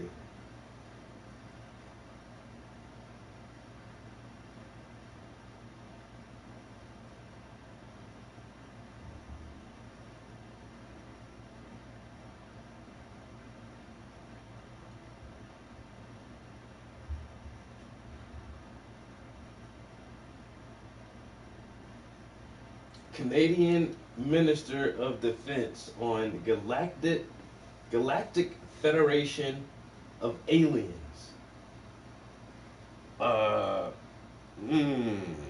Clickbaity, but I'm gonna click it anyway. I know they bait me into this shit, but I'm gonna fall for it. Right now, join Planet Fitness for no enrollment, $10 a month, no commitment. 2020 is over. Make your move today with tons of variety in our clean and spacious clubs. And spread out while you work out with cardio distancing and our new crowd. Yep. Whoa. You know what, yo?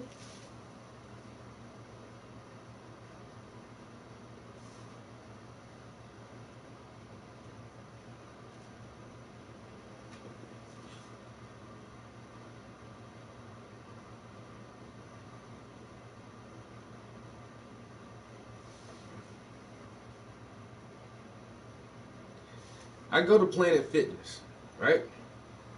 In this Planet Fitness commercial, I just peep some shit.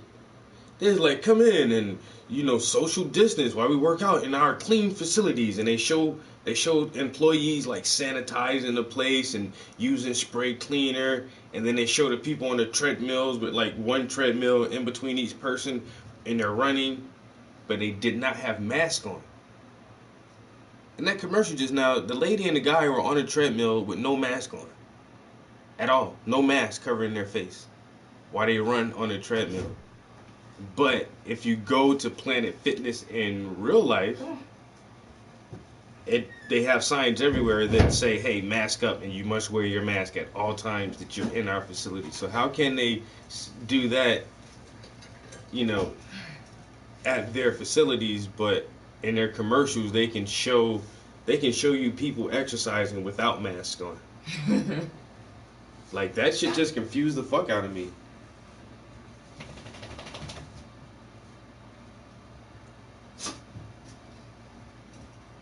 The Ashtar command? I don't know. We're about to listen to it right now. So this is the Hannibal TV.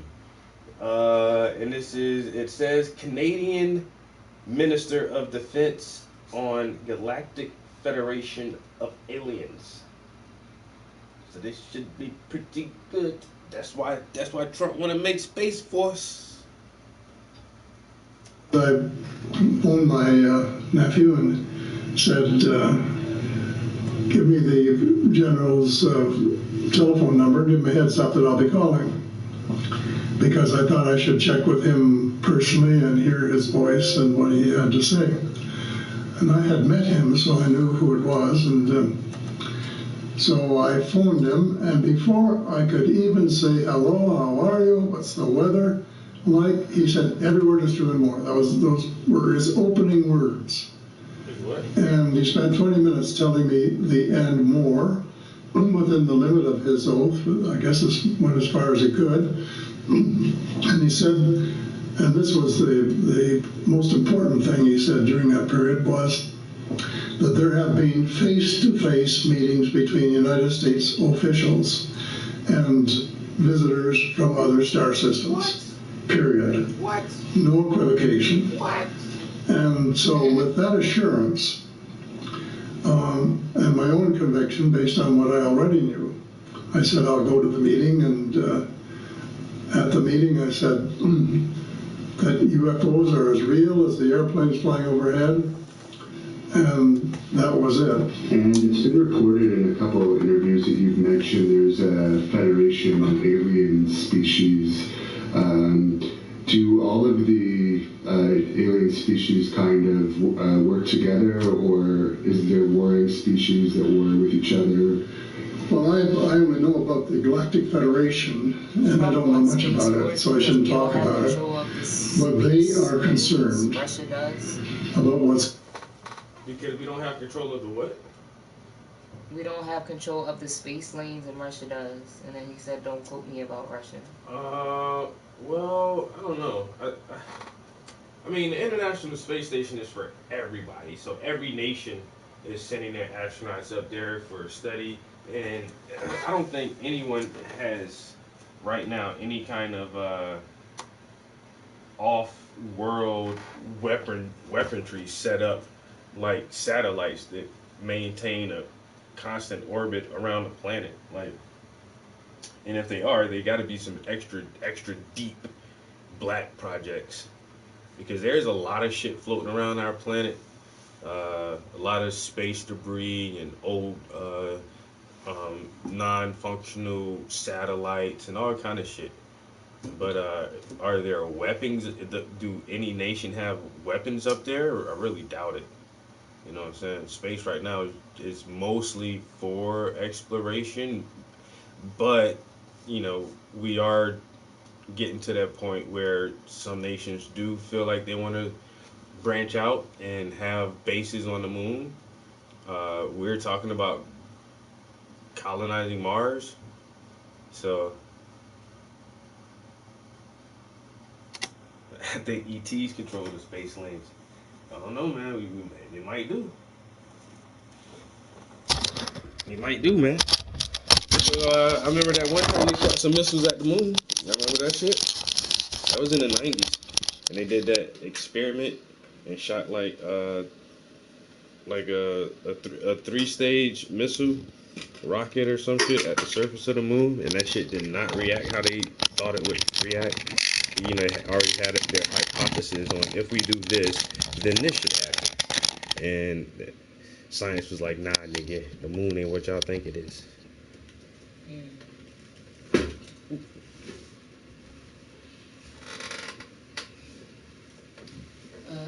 Peter said next Saturday.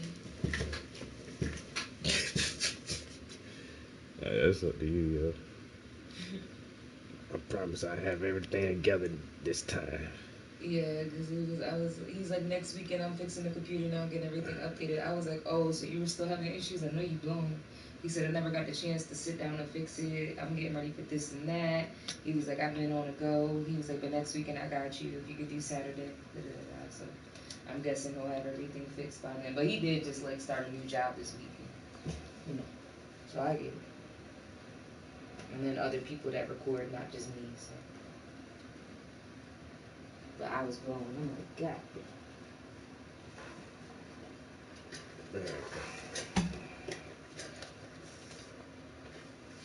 In the world, and they have been working through individuals. They'll pick out a few individuals and visit them, or talk to them telepathically, or send information to them by channeling. I don't know. If the moon was sitting here, it wouldn't be just for observational purposes, because it's so large and it plays such a major part on the gravitational pull that it actually affects our tides. And so initially, if the moon was already a construct and it was placed where it is now, it would have had fundamental changes on the planet itself. And so it would have been some sort of terraforming device or something that would have altered the weather so drastically that it would have definitely had some type of effect on the fauna and flora of that time period, if there was any there, depending on how long it's been there. So I don't know. Some people say the moon is made from a piece of the Earth, with the Big Whack theory that, you know, some other planet was in our solar system. Some people call it Tiamat, collided with the Earth and broke off a chunk of the Earth, which later became the moon. And some people say the moon came from the Oort cloud and was just kind of captured by our planet. And then some people say the moon was placed where it is now in its orbit. Even like some African shamans, Krato Mutwa tells the story of these two twin brothers from the Dogon system that traveled here inside the moon like an egg, and it was their transportation craft that got them here, kind of like the Death Star. But yeah, when you look at the moon planet system, our moon is definitely much larger than other planets' moons in comparison.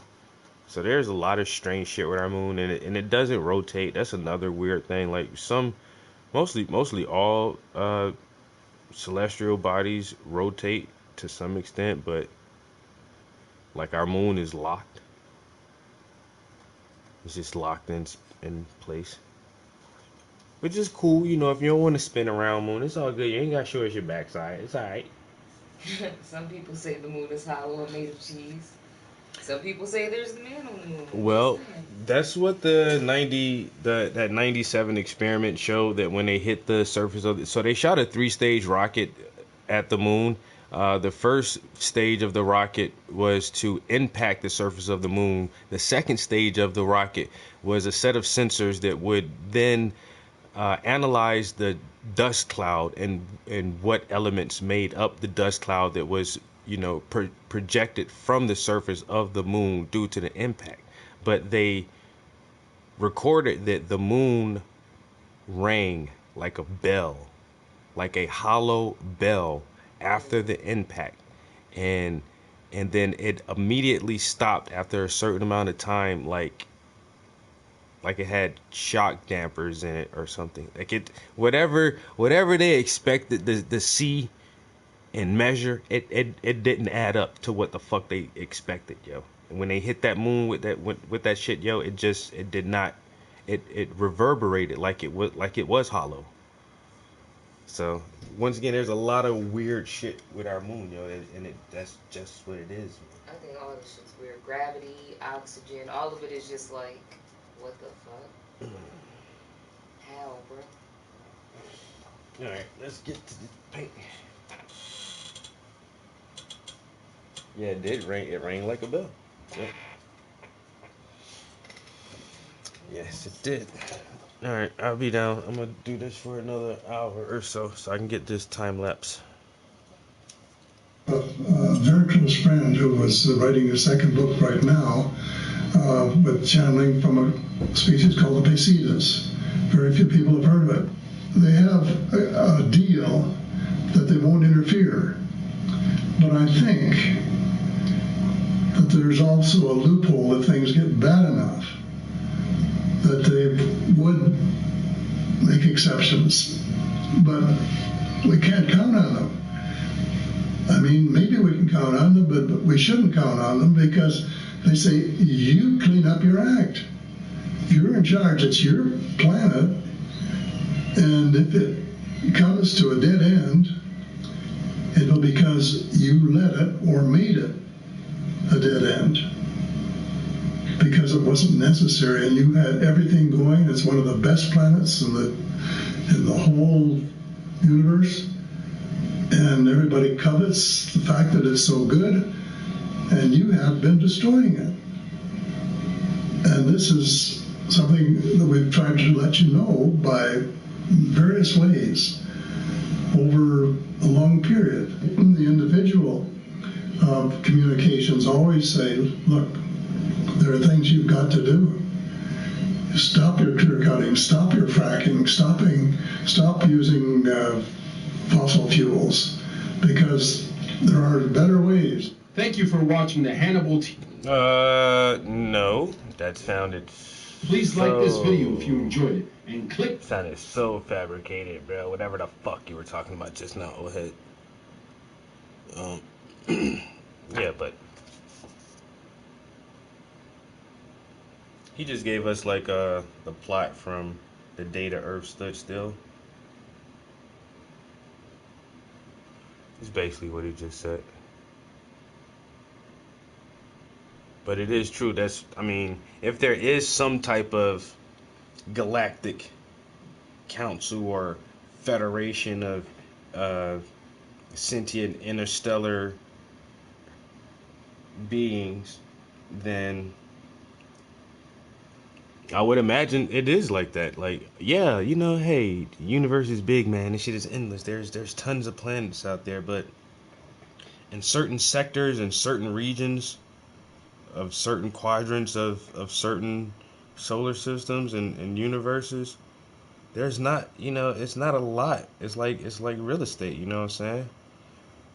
You live in a bad neighborhood, but you got a nice house, man. Why don't you keep your house nice, man? Look, there ain't a lot of nice houses like this around here, man. Y'all got some good real estate right here, bro. This is look, man. Hey, this is prime property, and y'all just fucking this shit up. What is wrong with y'all, man? Look around you. Look around you. Look at your star. You see your star? All right, how many planets around this star? 7, 8, something like that. How many other planets can support you guys? Can you go to another planet and live there? No? You can't? Well, stop fucking this one up then. Huh? How about you do that? I'm gonna tell you how hard it is. Look, this is how hard it is. Stop fucking shit up. That's it. I don't know what else to say.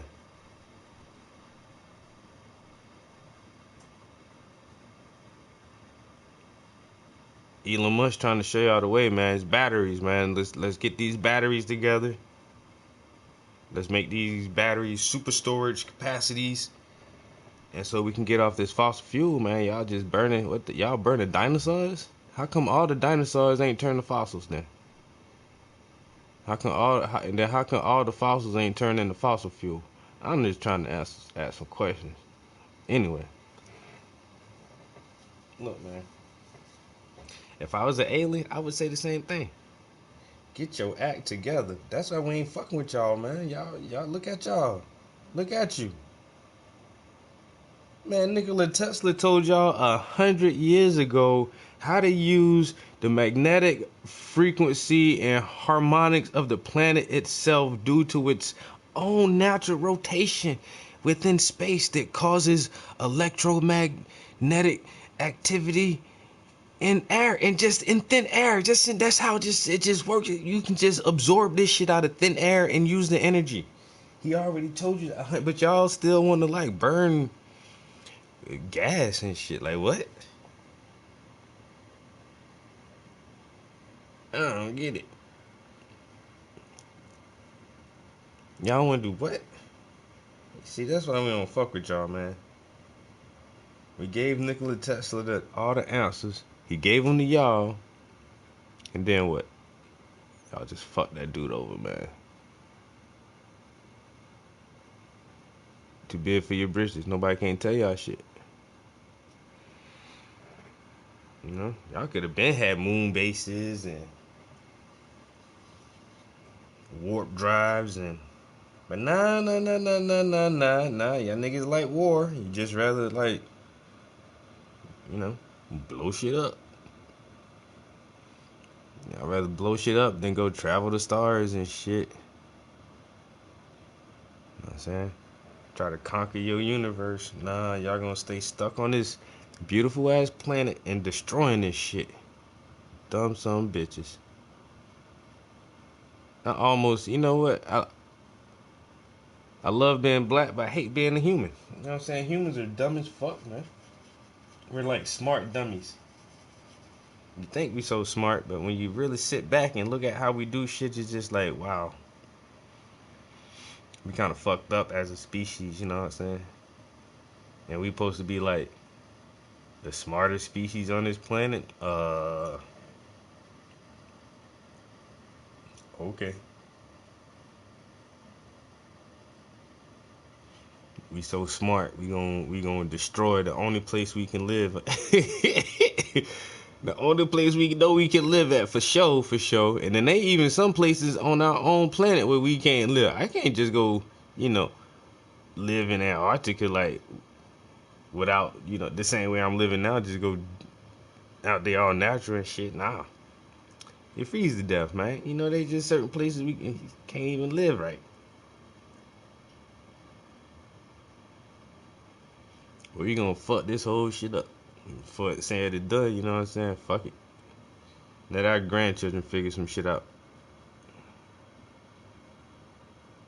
Ain't worry about this planet.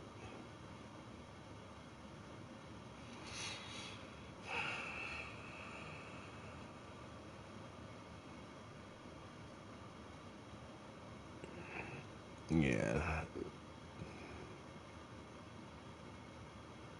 And I bet one day, like, if we do ever get accepted into like some intergalactic council of planets, we'll be the last people to come in, making all the fucking noise like we know everything. And plus, and when we do get there, it'll be from somebody else helping us, and then we'll still try to take credit like we did it all ourselves. And then nobody will like the fucking humans. You know, it'll always be like that. Now watch out here, cause some fucking Earthlings. Damn, these guys are fucking annoying. Yeah, they've only been in the Galactic Council for like 80 years, bro. They think they run this shit. You guys just fucking got here.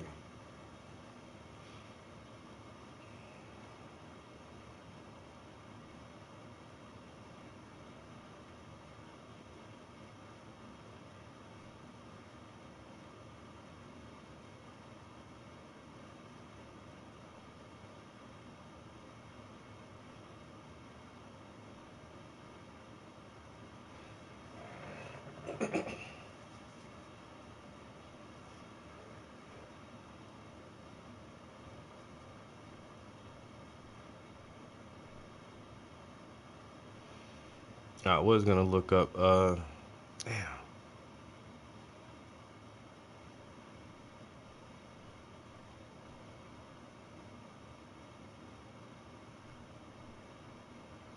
What's that one guy? Yo, he tells a story about he had a shootout with some aliens.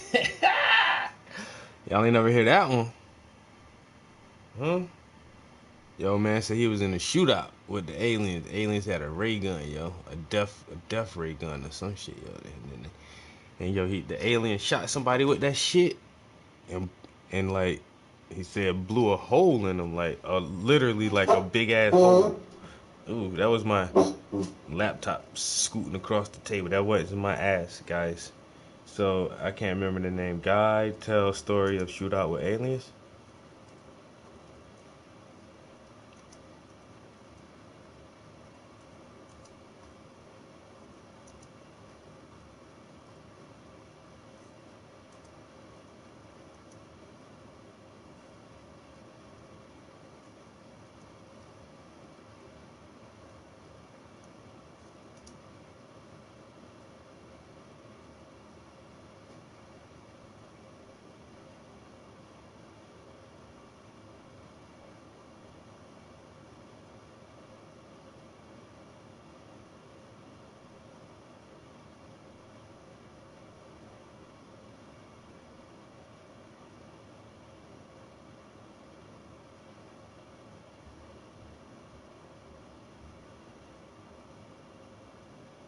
Yo, where is this? I cannot find that fucking interview.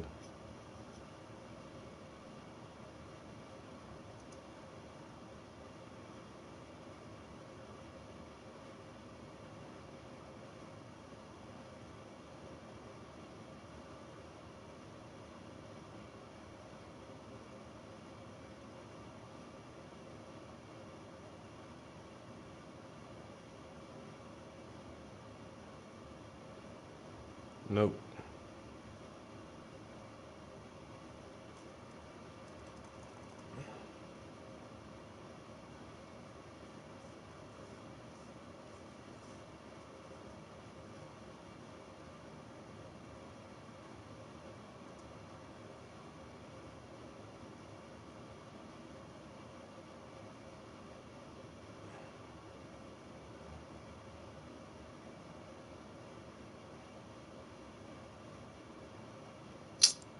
Nope.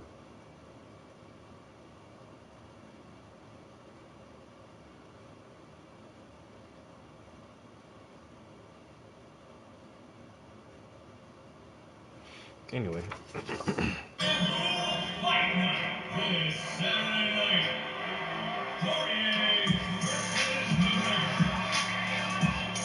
Download FanDuel Sportsbook today to get boosted 25-1 odds on Poirier or McGregor. Do they come in peace? Welcome to Watch Mojo UK, and today we'll be counting down our picks for the top 10 alien close encounters in Britain. Before we begin, we publish new content every day, so be sure to subscribe to our channel and ring the bell to get notified about our latest videos. For this list, we're looking at the weirdest and most compelling alien and UFO sightings from around the UK. Number 10, Diamond in the Sky. In 1990, two hikers outside the small village of Calvine, Scotland, made history with one of the most convincing UFO photos ever taken. However, bizarrely, this photo was allegedly covered up in the 1990s by the Ministry of Defense, which apparently had a one-man department investigating UFOs for a number of years. Before the existence of this department was even public knowledge, the photo of a large diamond-shaped object did the rounds of various intelligence organizations before vanishing forever. Only a reconstruction of the supposed image remains. Number 9, the Berkshire Rugby Ball. Nobody expects a rugby ball to come flying at them when they're piloting an Airbus 34,000 feet over Berkshire, but that's apparently what happened to one unlucky pilot. Only 20 miles away from Heathrow Airport, the pilot was convinced this mysterious object was going to crash right into the cockpit. He even ducked. It was reported to the authorities as a near miss in 2014, and an investigation was launched, ultimately with no results. To this day, there's no explanation for what exactly he saw. Number 8. Todd Morden UFO Incident.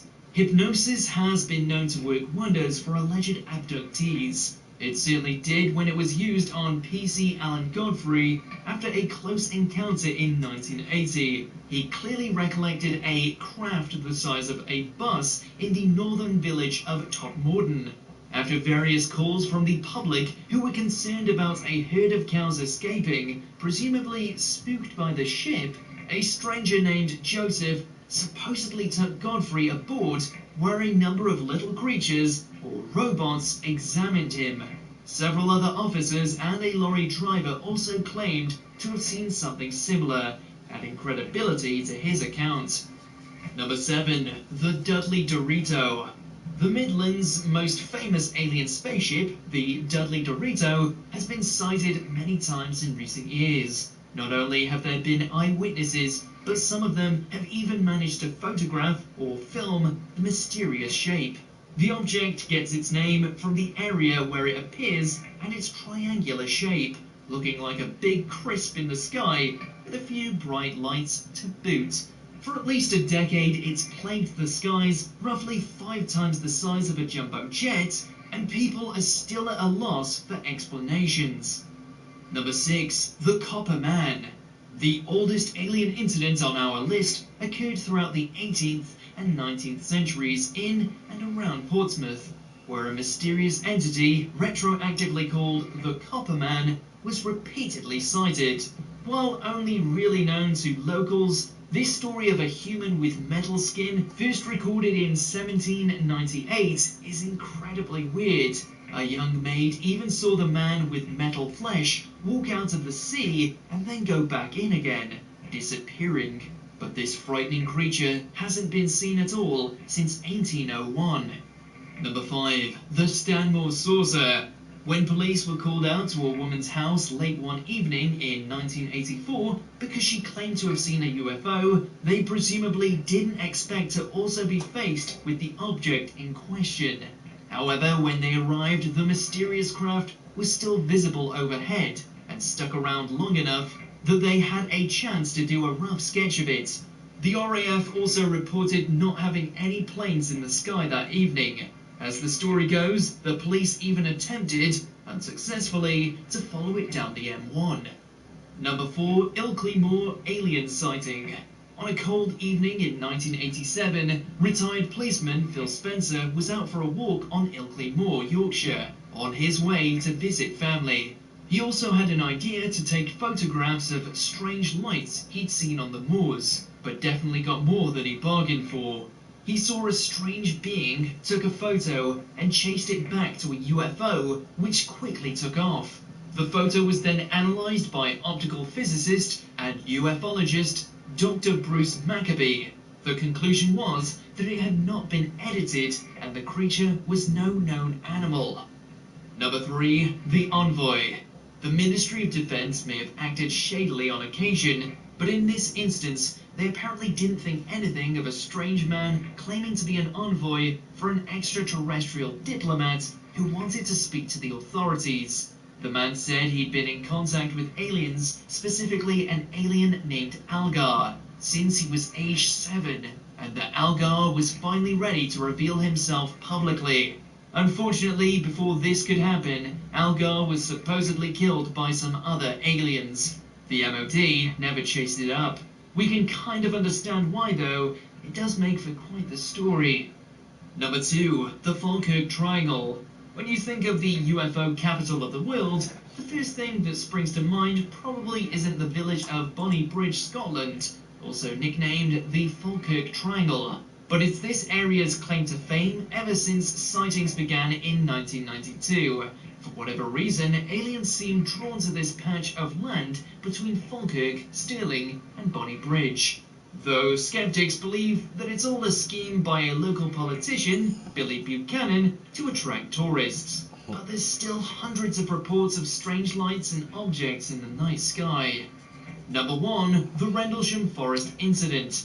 So significant it's nicknamed Britain's Roswell, what happened at Rendlesham Forest in Suffolk in 1980 has baffled people for decades. Centering on an airbase RAF Woodbridge over a few nights at the end of December, many high-ranking officials claimed to see a UFO come down in the woods. Personnel went on to investigate and found a glowing metal object that left burn marks behind. The incident spooked so many people that the MOD were forced to issue a public statement that national security was not at risk. Do you agree with our picks? Check out these other great clips from WatchMojo UK and subscribe for more great content.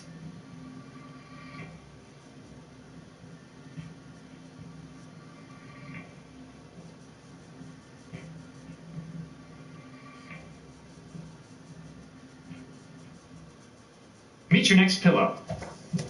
Why do we make our pillow in the shape of a cube? I'll tell you. The problem with pillows is that you're trying to fit a round peg into a square hole, or rather...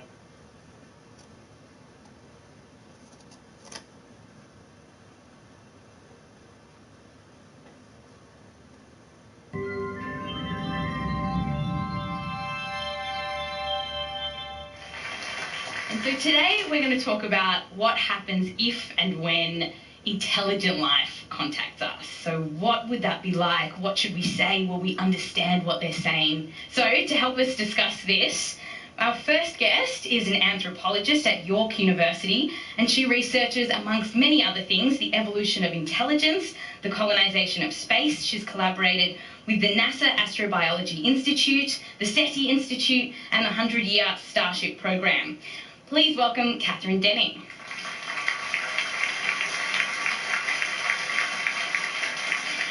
Our next guest is an astronomer at Columbia University, where he leads the Cool Worlds Lab. His research team is focused on discovering new planets and moons. Please welcome David Kipping. Also joining us, we have a philosopher from Barnard College, which is at Columbia University. She specialises in the philosophy of language and is the co-founder and co-organiser of FLIP, an annual conference that brings together philosophers and linguists from all over the world. Please welcome Karen Lewis. And our final guest is a biophysicist and head of the Laboratory of Integrative Neuroscience at Rockefeller University. Among many things, he studies the brains and communication skills of dolphins, which is kind of like an alien species. So he's an expert in deciphering alien languages. Please welcome Marcelo Magnasco.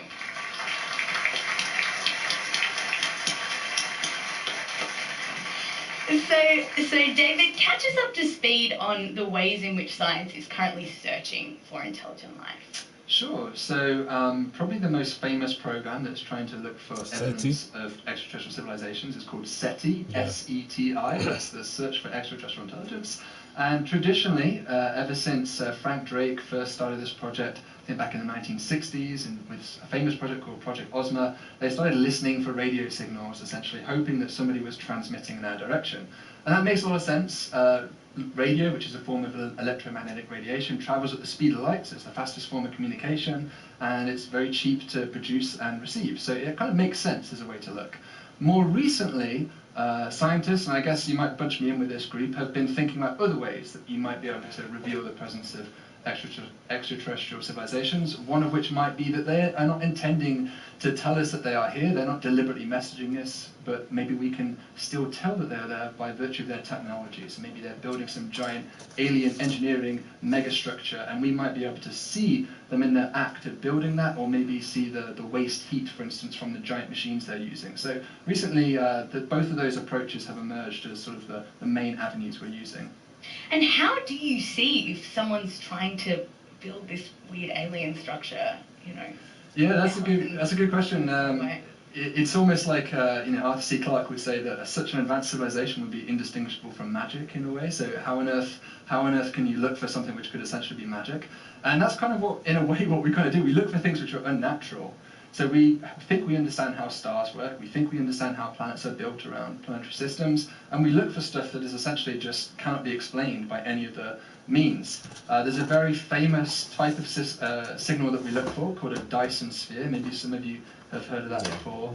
Freeman Dyson famously proposed that in the 1960s, and it's essentially saying, well, you know, if energy growth continues at 2% per year, which is about how energy growth has been increasing over the last few decades, eventually, in like the year 3500 or something, if you extrapolate it, we would need the energy from the entire sun. So how do you take the entire energy of a star? You build a shell around it. So we could maybe look for these giant shells built around stars. So you wouldn't see the starlight because it'd been blocked out, but you would see all of the waste heat that they were generating. So they can't get around the laws of thermodynamics, hopefully. Hopefully that's like, if they can beat thermodynamics, then basically we have no idea about how physics works at all. If they have to obey thermodynamics, then they should emit still some waste heat energy, and we look for the heat signature of stars which do not appear in visible light but appear in the infrared. And that would be a giveaway that somebody is extracting all of the light energy and doing something with it. So that's the type of signature that we can look for. Any luck so far? No, actually, but people have looked. So there's been about 100,000 nearby stars which have been surveyed for Dyson spheres, and about 100,000 galaxies which have been surveyed, and so far there's no conclusive evidence of such a civilization, which in a way is kind of depressing. It means that these super advanced civilizations, if they exist, they don't do that very often. They don't use entire stellar outputs of stars. Yeah. So we're not just as a species in terms of trying to find alien life. We're not just searching for it actively. We're also sending messages. We're broadcasting. Can you tell us a little bit about that? Sure. So there's a program, there's an institute called the METI Institute, so Messaging Extraterrestrial Intelligence Institute. It's an outgrowth of a thread that was kind of present in the study from the beginning, which was the idea that, well, one way to conduct the experiment, instead of just listening, go, yoo-hoo, and see if anybody answers. So there's a pretty major division, I would say, within the world of SETI on that subject. Some people are very firmly of the opinion that we should just listen, not broadcast. Others say, look, if there's anything out there to be worried about, chances are it knows we're here already, so we may as well say hello. Really quite different sets of opinions on that. And where do you, Catherine, where do you sit on this? And it's quite controversial, the debates that go down. It is really quite controversial, and it's related to the question of risk. I should say, so as an anthropologist, rather than a person who is, you know, an astronomer or somebody composing messages to transmit, I kind of study the debate. So I'm going to be annoyingly agnostic on this one as well and not commit. But so what I like to do instead is kind of look at this question of, well, for those who say that, in the public in particular, those who say that we should transmit, why are they saying that? What are their interests and what are their concerns? And for those who say we shouldn't transmit, what are their reasons? And then it all kind of spins out into this larger question about, okay, well, we all share this planet together. How do we decide these things? So it kind of spins quickly into a question of public-scientist relationships and different camps on Earth and all of that. So if we do, say SETI does pick up a signal, maybe, David, what kind of signal are we likely to get? Wow, that's a hard question to answer. It could be, I mean, classically the signal that people have been looking for is just a high-powered, narrow frequency, narrow bandpass range radio transmission. That's all it is. It's just like a pulse. That this star essentially appears very bright when you look at a specific wavelength of light, which corresponds to radio. Typically, the frequencies they look at is something called the waterhole. That is a frequency space in the universe which is naturally very quiet. So stars produce radio waves, quasars produce radio waves, galaxies emit plenty of radio. So you have to choose a frequency where the universe is not noisy. So there's this one particular bandpass called the waterhole that collectively SETI scientists have been sort of honing in on. And if you saw a very high-powered frequency that was way above the cosmic background noise, then you would say, okay, maybe there's something interesting here. But we've seen those. Actually, SETI at Home, which is this essentially the screensaver you can download and it processes through data that SETI have collected, sees about 72 signals like that per day on average. So there are 72 high-powered frequencies above the background noise, and most of them are just terrestrial interference. So this is just, our own radio transmitters bouncing off the atmosphere, coming back down, or satellites in space, military satellites even. And it's very difficult to go through each one of those and figure out, is this genuinely something alien, or is this something just that was interfering? So, one of the dreams for a long time of SETI has been, what if you could put a radio telescope on the back of the moon, on the far side of the moon? You wouldn't get any of the radio interference from the Earth whatsoever. So it'd be a very, very quiet region, and you just have the cosmos to deal with, and no human interference. So if we could build any kind of radio telescope to do SETI, that would probably be the radio telescope we would want, and then maybe we'd have a much clearer view of these things. So say we did get a signal that it wasn't terrestrial interference. Karen, would we be able to interpret it? You're the linguist. Okay, well, that's a great question. So I think there are a lot of challenges in interpreting a signal. So first of all, it's a matter of recognizing the signal as communicative in the first place, right? We don't want to try, maybe there's other ways to tell that it's evidence that there's intelligent life out there, right? If it's evidence that they have some sort of technology that they couldn't have if they weren't intelligent. That would be sort of a non-linguistic way of communicating that there is intelligent life. But if we think, okay, there's a signal and it's a piece of language and they want to communicate something, how do we even figure out that something's trying to be communicated in the first place? So if we think of what a language is a symbolic system, first of all, meaning however you encode it, whether there's sort of sounds that are coming into my mouth right now, or a writing system, or a signing system, or Braille, or anything like that. Those are just, say the sounds are coming in my mouth, they're just sounds, but they encode certain meaning. Other sounds don't encode meaning. And some are very complex and don't encode meaning. For example, think of a song or something like that. Music is made up of notes, but the notes don't pick out or refer to a particular thing in the world. So the first thing is just recognizing that there's a symbolic system here rather than something else that occurs in nature, something that's not supposed to have meaning at all. And second of all, the way language works, what makes it linguistic is that the speaker or the sender wanted to communicate something with that message. And we have to figure out what they wanted to communicate. If it's just sort of this random noise that came off into the universe, then we're trying to interpret something that's not interpretable. So the first thing is just trying to figure out whether this is something we should be interpreting in the first place.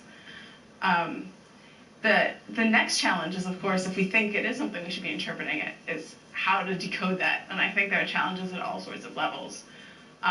One, we have to figure out just what the individual, so every language is made up of building blocks of meaning. So for example, if I just say something simple like, this chair is red and white, there's the words in the sentence are the building blocks of meaning. So we want to figure out something like chair refers to this sort of thing. And then there's the syntax, the grammar, how they form together. So when I say, this chair is red and white, I'm predicating the properties of being white and red of the chair. And we figure that out because we know the grammar of English. So whatever communication we have, if it's anything linguistic, it's going to have these building blocks of meaning and a way that they go together to communicate a message. And we're going to have to figure out both what those building blocks refer to and then how they click together to make a message. And that's even further more going to be complicated because chances are the aliens have very different things they want to talk about than we do. So they're not probably going to be talking about chairs or grandparents or people or internet bubbles or anything like that. So even sort of searching for what these building blocks could refer to, it's really hard because chances are it's going to be sort of outside of our concepts.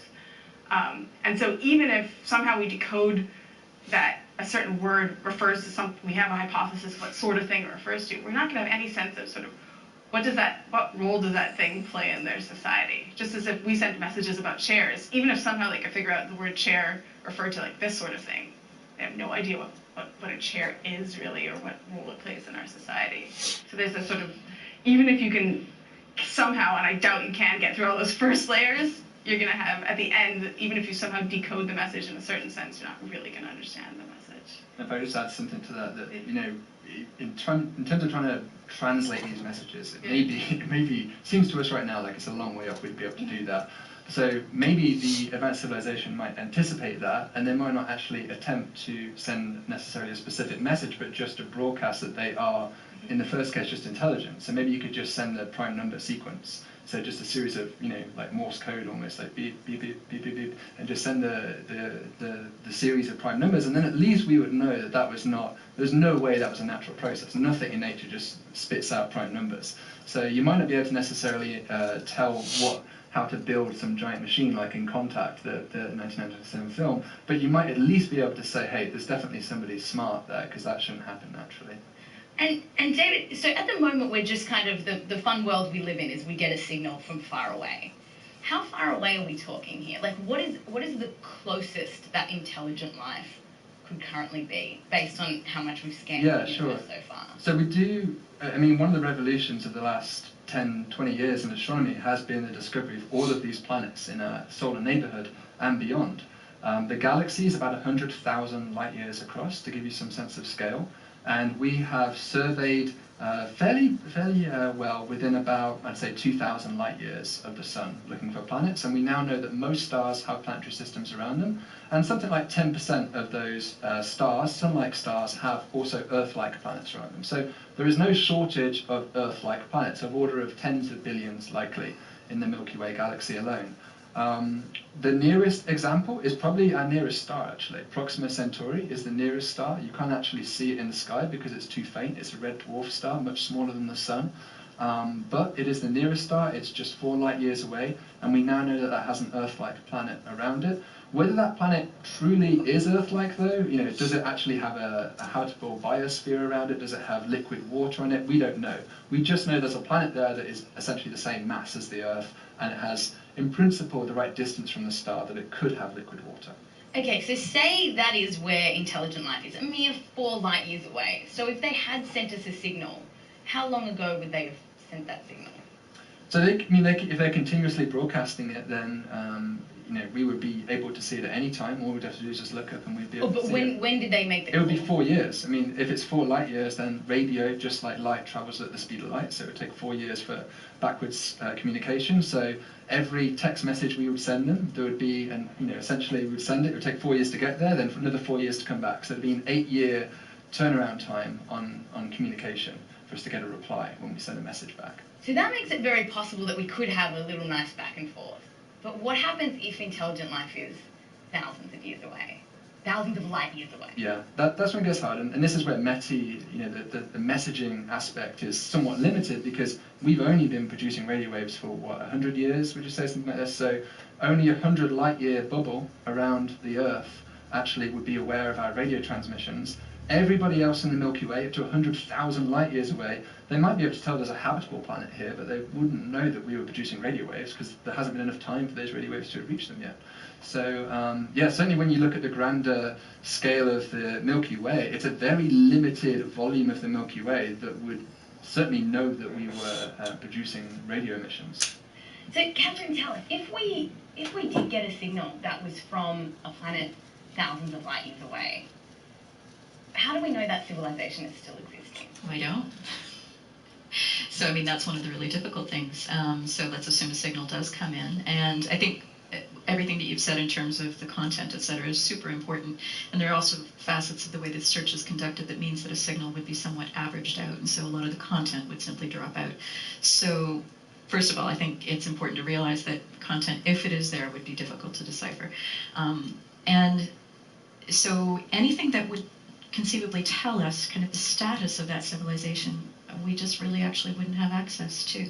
So let's say that we do get a signal, it's only one, observations would of course continue to see if there was a steady stream or something like that, but let's say that a signal comes in. We would really have a difficult time, I think, deciding whether that civilization or that society, let's use that word instead perhaps, is extant or extinct. And then that kind of changes the equation in some ways. There's been a couple of great science fiction stories, for example, about transmissions from an alien society, but basically they're just transmitting to say, goodbye, we're dying. And it's like, oh, and how does that make us feel better? I don't know. Is there any way that we can study societies on Earth to know, like, does society have a lifespan, and then we just build nuclear weapons and eventually kill ourselves? Right, okay, great question. When Carl Sagan was writing about the lifetimes of technological civilizations, he was very concerned about our own. So, for example, when Cosmos came out in 1980, he was kind of fighting a battle on the side at the same time, a really, really important one regarding the effects of nuclear winter and the fact that a nuclear war isn't winnable. So he was very preoccupied at that time with this idea of our technological adolescence. You know, how do we, as a global society, deal with the fact that we've achieved the capacity to destroy ourselves? And he was hoping that if we find a signal from the great beyond, that it would be proof that another civilization has survived this technological adolescence and has kind of come out the other side, and that maybe they could teach us something about how to be a sustainable, ideally peaceful civilization. But the thing is, you know, if we're trying to understand civilizations out there from civilizations here, it personally, my opinion as an anthropologist is that, well, we can speculate all we like about alien sociology, but it is speculation. That's what we're here to do. That's what you're here to do. But I don't think that we can say anything all that meaningful. So there's kind of been every theory put forward about, okay, well, for a civilization to last a long time, they would have to be peaceful. Others saying, no, they would just have to be hyper-aggressive and wipe everybody out. The problem is that we don't have the data to distinguish between those possibilities at this time. And so if we do, if a detection is achieved, we won't actually know for sure what that means. And you'll have kind of every conceivable specialty on Earth saying, well, this means this, or this means this, but we won't actually know. So then that comes into these questions about, well, what do you want to believe? And how much do you want to believe in? That kind of is a nice lead-in to let's take this alien adventure into phase 2. So say we don't just get a signal, but the alien spaceship arrives here. And they come out. We're going to then also shift this conversation into a couple of gears. But Marcelo, let's spend some time talking about your research. You essentially talk to an alien species, if you will, dolphins. Yes. So after decades of research, because when these aliens come, we're going to want to communicate with them. After decades of research, how well can we communicate with dolphins? Well, I would say not terribly well at all. We, in my particular case, I started studying dolphins 5 years ago, thinking that it would be soon that we would be able to have an understanding of at least whether or not they have something, a communication system approaching the complexity of human language. And 5 years later, I can tell you that we still don't have any idea. It's remarkably difficult to understand all of these issues the moment you step away from anthropomorphism, right? I mean, it's very easy to imagine that you can communicate with the great apes with which we have so much in common. But the moment you step into a completely different physical environment like water, okay, and you're trying to communicate with these other animals, okay, there's some extent to which we understand each other, as mammals all do with one another, and some extent to which we don't. Can you tell me perhaps an example of where maybe you had your best communication with a dolphin after 5 years, where you really felt, yeah, we're getting somewhere here? My best communication, okay. So my best communication was once we were diving, we were pursuing a group, we had a group of teenage dolphins off of Belize. And they were just lounging around and, you know, horsing with one another. Some of them were sort of sleeping a siesta. It was 2 p.m. And they were all teenagers. If I recall correctly, they were all male. And they were just horsing with each other, you know, teenage style, okay? They were raking their teeth on each other and stuff. And there was a group of these 2 teenage dolphins that were going like that. Quintessential group of teenagers at the cafeteria that are always together going around and sneaking at everybody else. And we have been following them with helicopter drones, okay? And at some point, batteries conked out, and I decided, okay, I'm gonna jump in the water with a GoPro and record from the water, because we had been on them for like an hour and a half, okay? And it was really fascinating, you know, all of this display of behaviors. And I get in the water, and there's these 2 teenagers that come around, and dolphins always, when you're in the water, you hear them well before you can see them. So, What sound do they make? So the sounds that dolphins make are a combination of 2 very different sounds. One of them is whistle-like at very high frequencies. They sound like, a different sound is made by the echolocation clicks. That sounds like, and they can pulse that at extremely fast pace, okay? And when they do that, it sounds like a creaking door, maybe like this chair that's creaking, like kind of thing. And so these two guys, okay, were just lounging around, okay? They come around, they look at me, they echolocate on me, they turn, and the moment they turn, they start chattering. And I had the most distinct impression they were laughing at. So that's the one time I understood what they were. I don't know exactly what they were saying about me, okay? Maybe they didn't like my fins. Maybe they thought that my figure in the water was unshapely and gangly, okay? Or maybe they were commenting on the fact that having both eyes on the front of the face instead of the sides makes me look like a flounder or something. I don't know, okay? But maybe that's what first contact will be like. They were definitely laughing. We actually have a video of your research. We have two videos. What if we play? This is one of dolphin surfing. Do you want to introduce it? Yes, I think that the video. So here we are on a boat, okay? You can see we have two GoPro balls, and you heard the sounds of the dolphins just before they came bow riding onto the front of the boat. Okay, so what you're seeing is a film made from the front of the boat. Dolphins from, we know from the time of the Greek that they love to bow ride. They love to sort of surf on the pressure wave in the front of the boat.